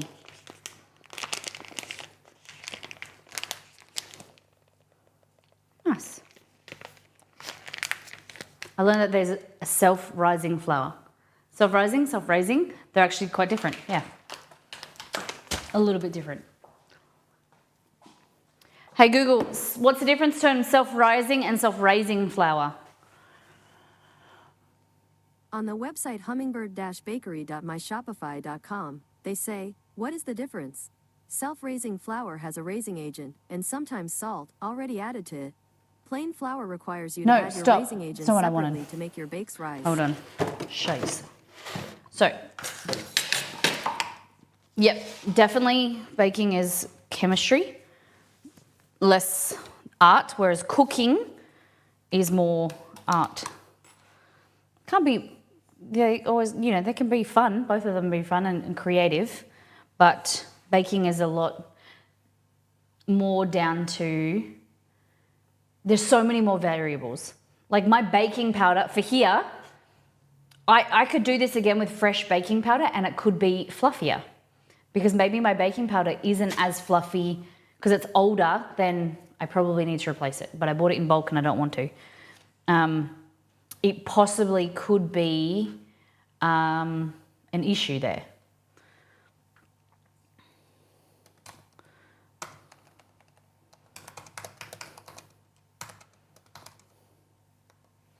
Okay. Self-raising. No, so self-raising and self-raising are the same. Okay, so the recipe calls for plain flour with the addition of baking powder. Self-raising flour can be used in something with the leavening. What? Okay. So there's self-raising. Okay, it's just people saying differently. I read somewhere that there was a difference between self-rising and self-raising, but I don't think there is.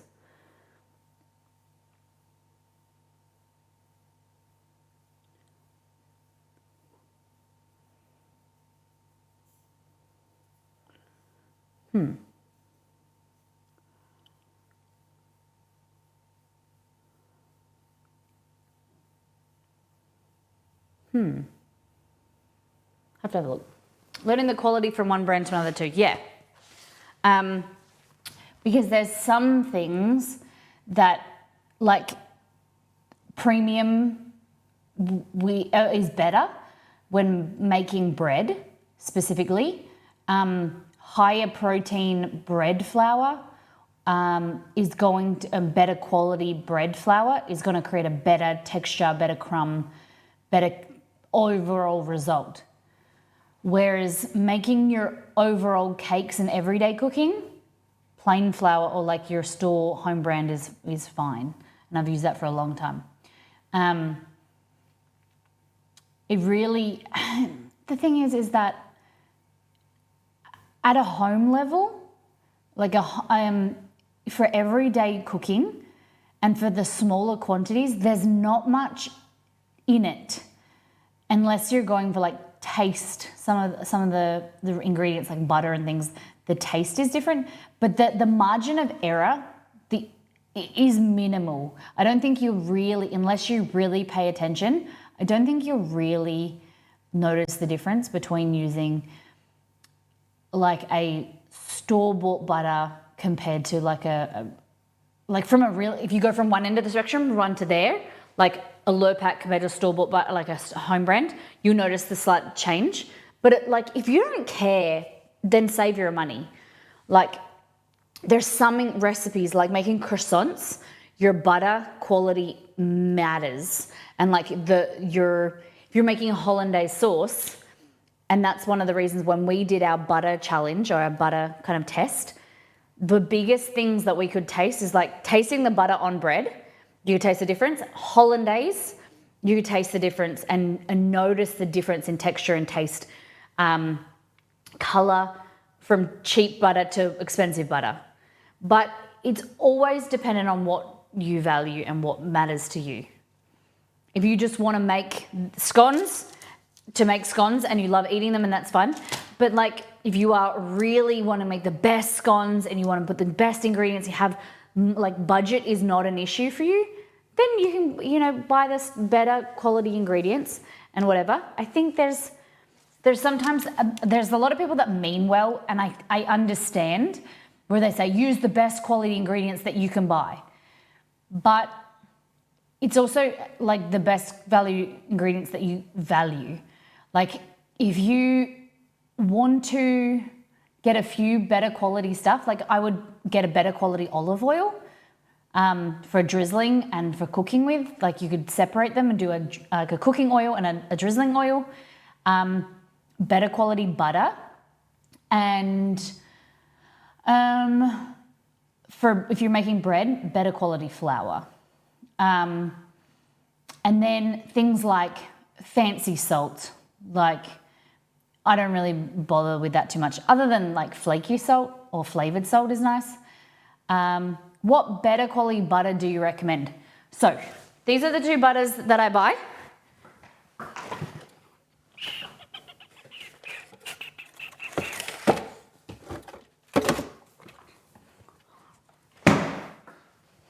This is my go-to butter, Western Star, okay?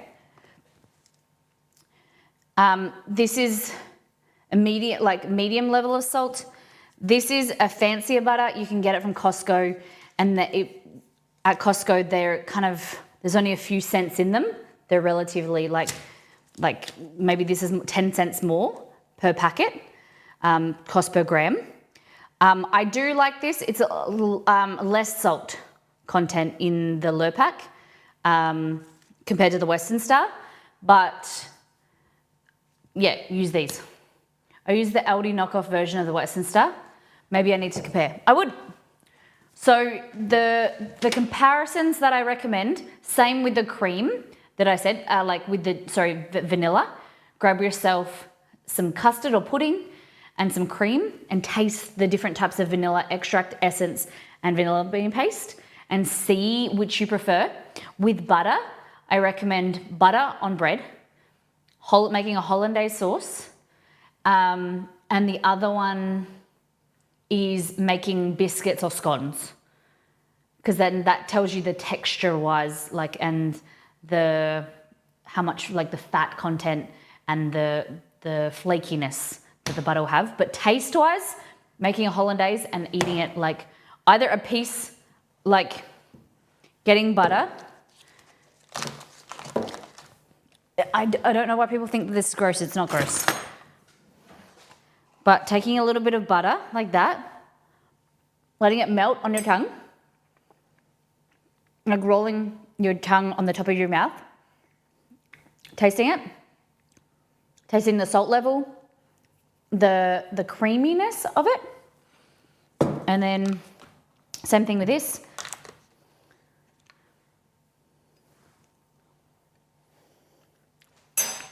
This has Lurpak is like slightly cultured. It has a much more luxurious taste to it.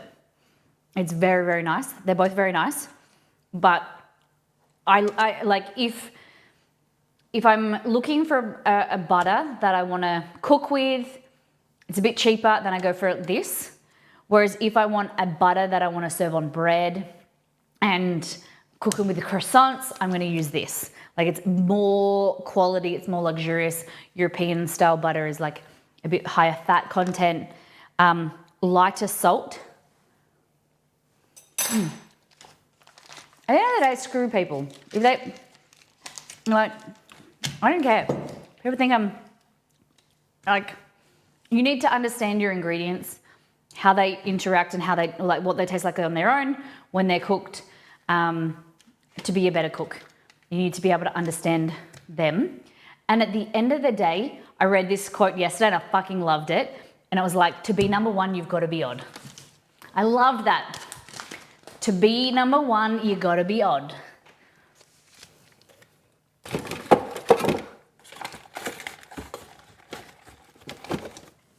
I like that. You got to be different, you know?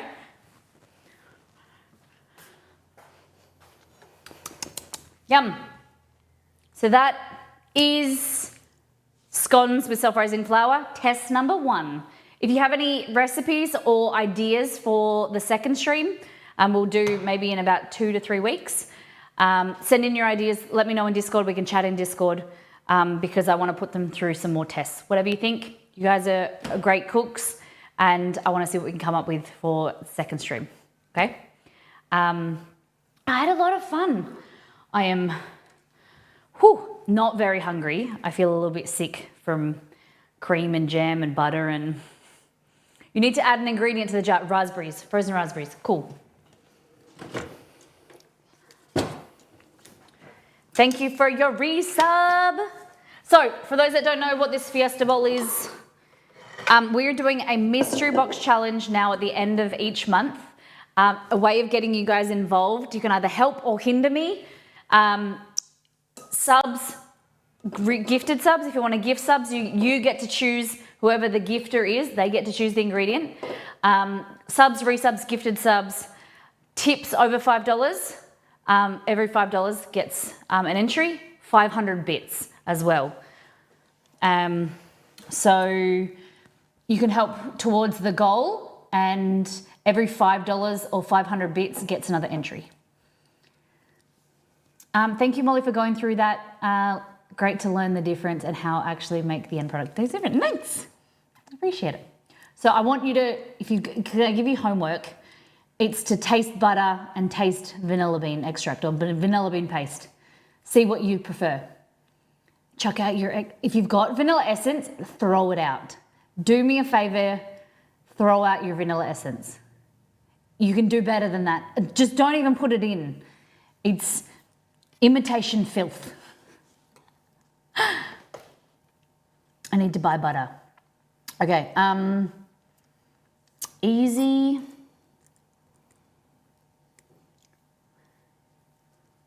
Frozen raspberries. I'm actually got them coming in the grocery order this weekend. Out with the essence, in with the paste. There we go. We're filling up, look at that. Oh, drop one. Oh, I can't get it. This one is, I dropped it, Weet-Bix Roselli. Just went in there today. Alrighty. So we're waiting on Miss Fix-It and Better Than Jeebus for their entries as well. So if you see them around, say we need some ingredient from you. Okay? What are you guys doing on the weekend? What you got planned? That was a lot of fun. Considering I started and I was a bit unsure of what we were doing, yeah, I'm interested to see what Exceed likes, which one he likes best. What is that?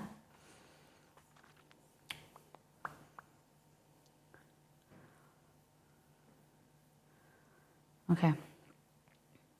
Okay, so for, what am I doing this weekend? I've got a recipe to come out, shortbread. Hey, who's making the Sheng Bao buns this weekend? And also the apple tea cake. Guys, get your recipes and your photos in and reviews. I've been away for a week, but I haven't forgotten. You got to review.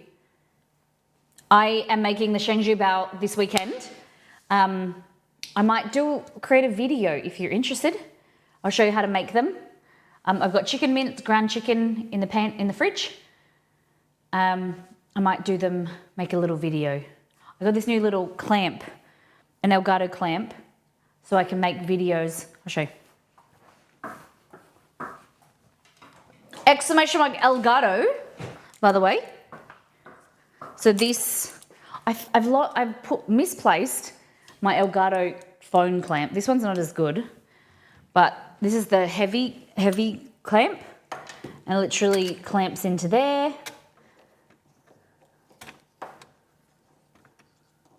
Like that.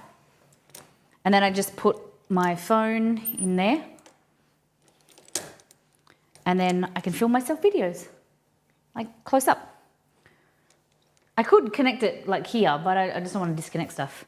So this works really well. So this is the multi-mount with the heavy arm. Or what you can do is get the multi-mount extension with the clamp. You don't have to buy the full multi-mount system. You can just buy the extension and the clamp, which works really well. You can get different, it doesn't extend, you can add extensions onto it. So it's really clever. Like this. So they just come in pieces like this. So you just unscrew like that. This will pop out like that. And then you can add another one of them to make it longer, and you just add additions as you need. And these are great because you can, as you screw it in, you can lock it there. So you can have it straight, or you can have it on an angle. So it's sitting up on an angle like that. Hard to explain. So I could clamp it like that. So it's sitting on my desk like that. Or you just release this, put it up like that, and then it's up like that. So it's really versatile because it's flexy. So you can move it around, tighten it up so then it won't move. You can hold your phone, like you can put on the phone mount. You can connect your camera, like a webcam, or even a camera like that. Phone camera, webcam, whatever. They're really versatile. Well, Brenda's it, Elgato, exclamation mark Elgato. So Elgato Flex Arm and Heavy Clamp. And the great thing about this, it has a point there, a 3/4 screw, but it also has one here that you can screw onto. But it also has, you can screw things onto here, the two edges. Look at this. So you can screw something onto there, like I put my Keylight Mini, my mini light there. But then you can also screw things, move this there. So it just puts, it's like multi-use. So you can use it as a saber. I'll stop now. Okay. Alrighty. So,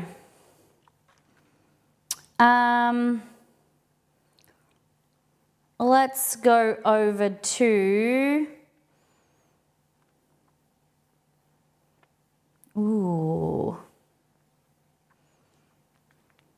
yeah, hitting that link, that Elgato link helps the channel.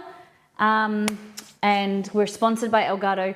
So they, it's a company that we've been using for a long time, and now we get sponsored by that. They provide us product, and it's a great partnership because we wouldn't promote something that we don't believe in. Link seems broken.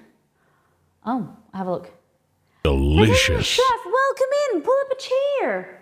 How you doing, guys? Welcome in. Thanks for the TC raid. Shark Tank. Ooh, ha ha. We just got done comparing self-raising flour. So here you have homemade self-raising flour. So it's plain flour plus baking powder. This is a store-bought regular self-raising flour, and then this is a premium. And the size and the texture is quite interesting.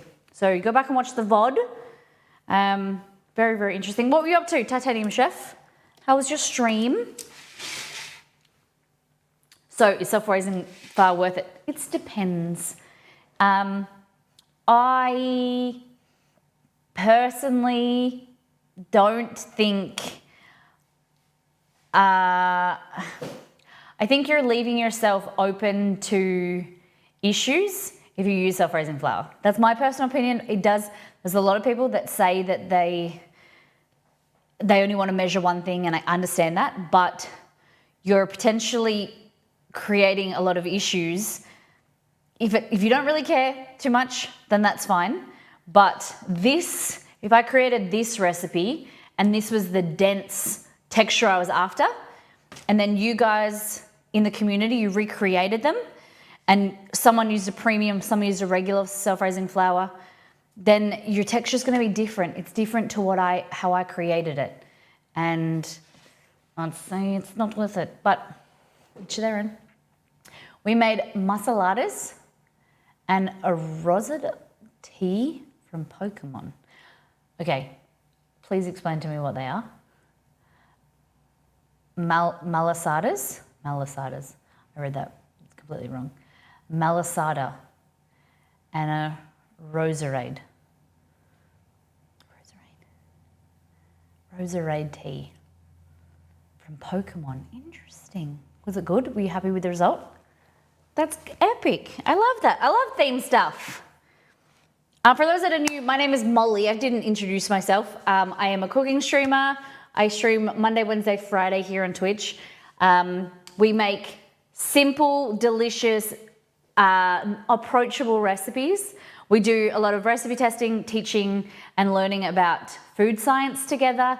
And we also do themed cuisine. We recreate different food items from games, TV shows, and movies on occasion. And we have some fun in the kitchen. So come on in, pull up a chair. All right.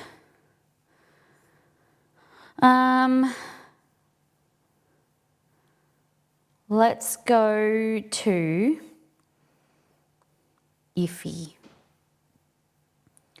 So Iffy's playing Elder Scrolls, and the new Elder Scrolls comes out in a week and a half. 2 weeks. 2.5 weeks. And we're actually working with the team at Bethesda again for Necrom. So I'm creating some recipes. I made a kwama egg quiche yesterday that is quite delicious. I'm photographing that this afternoon. And then we're also doing cupcakes, marsh cupcakes. So looking like the mushrooms that are in the game. The game is very, I think, what do they referred to it as like something punk, like a kind of like, it's like very dark and there's mushrooms and it's very like swampy, the theming, it's very cool. So we'll have 2 recipes that are going to be released. There's 2 streams. We're streaming the 3rd and the 6th or something like that. I'll get the dates for you, but it's the Friday and then the following Monday. Maybe the 2nd and the 5th. Yeah, of June. More information to come. Can we get some unapproachable recipes? I want to feast my eyes. You can go on WithSmileyMakes.com. Lady B Miniatures, welcome back. Okay.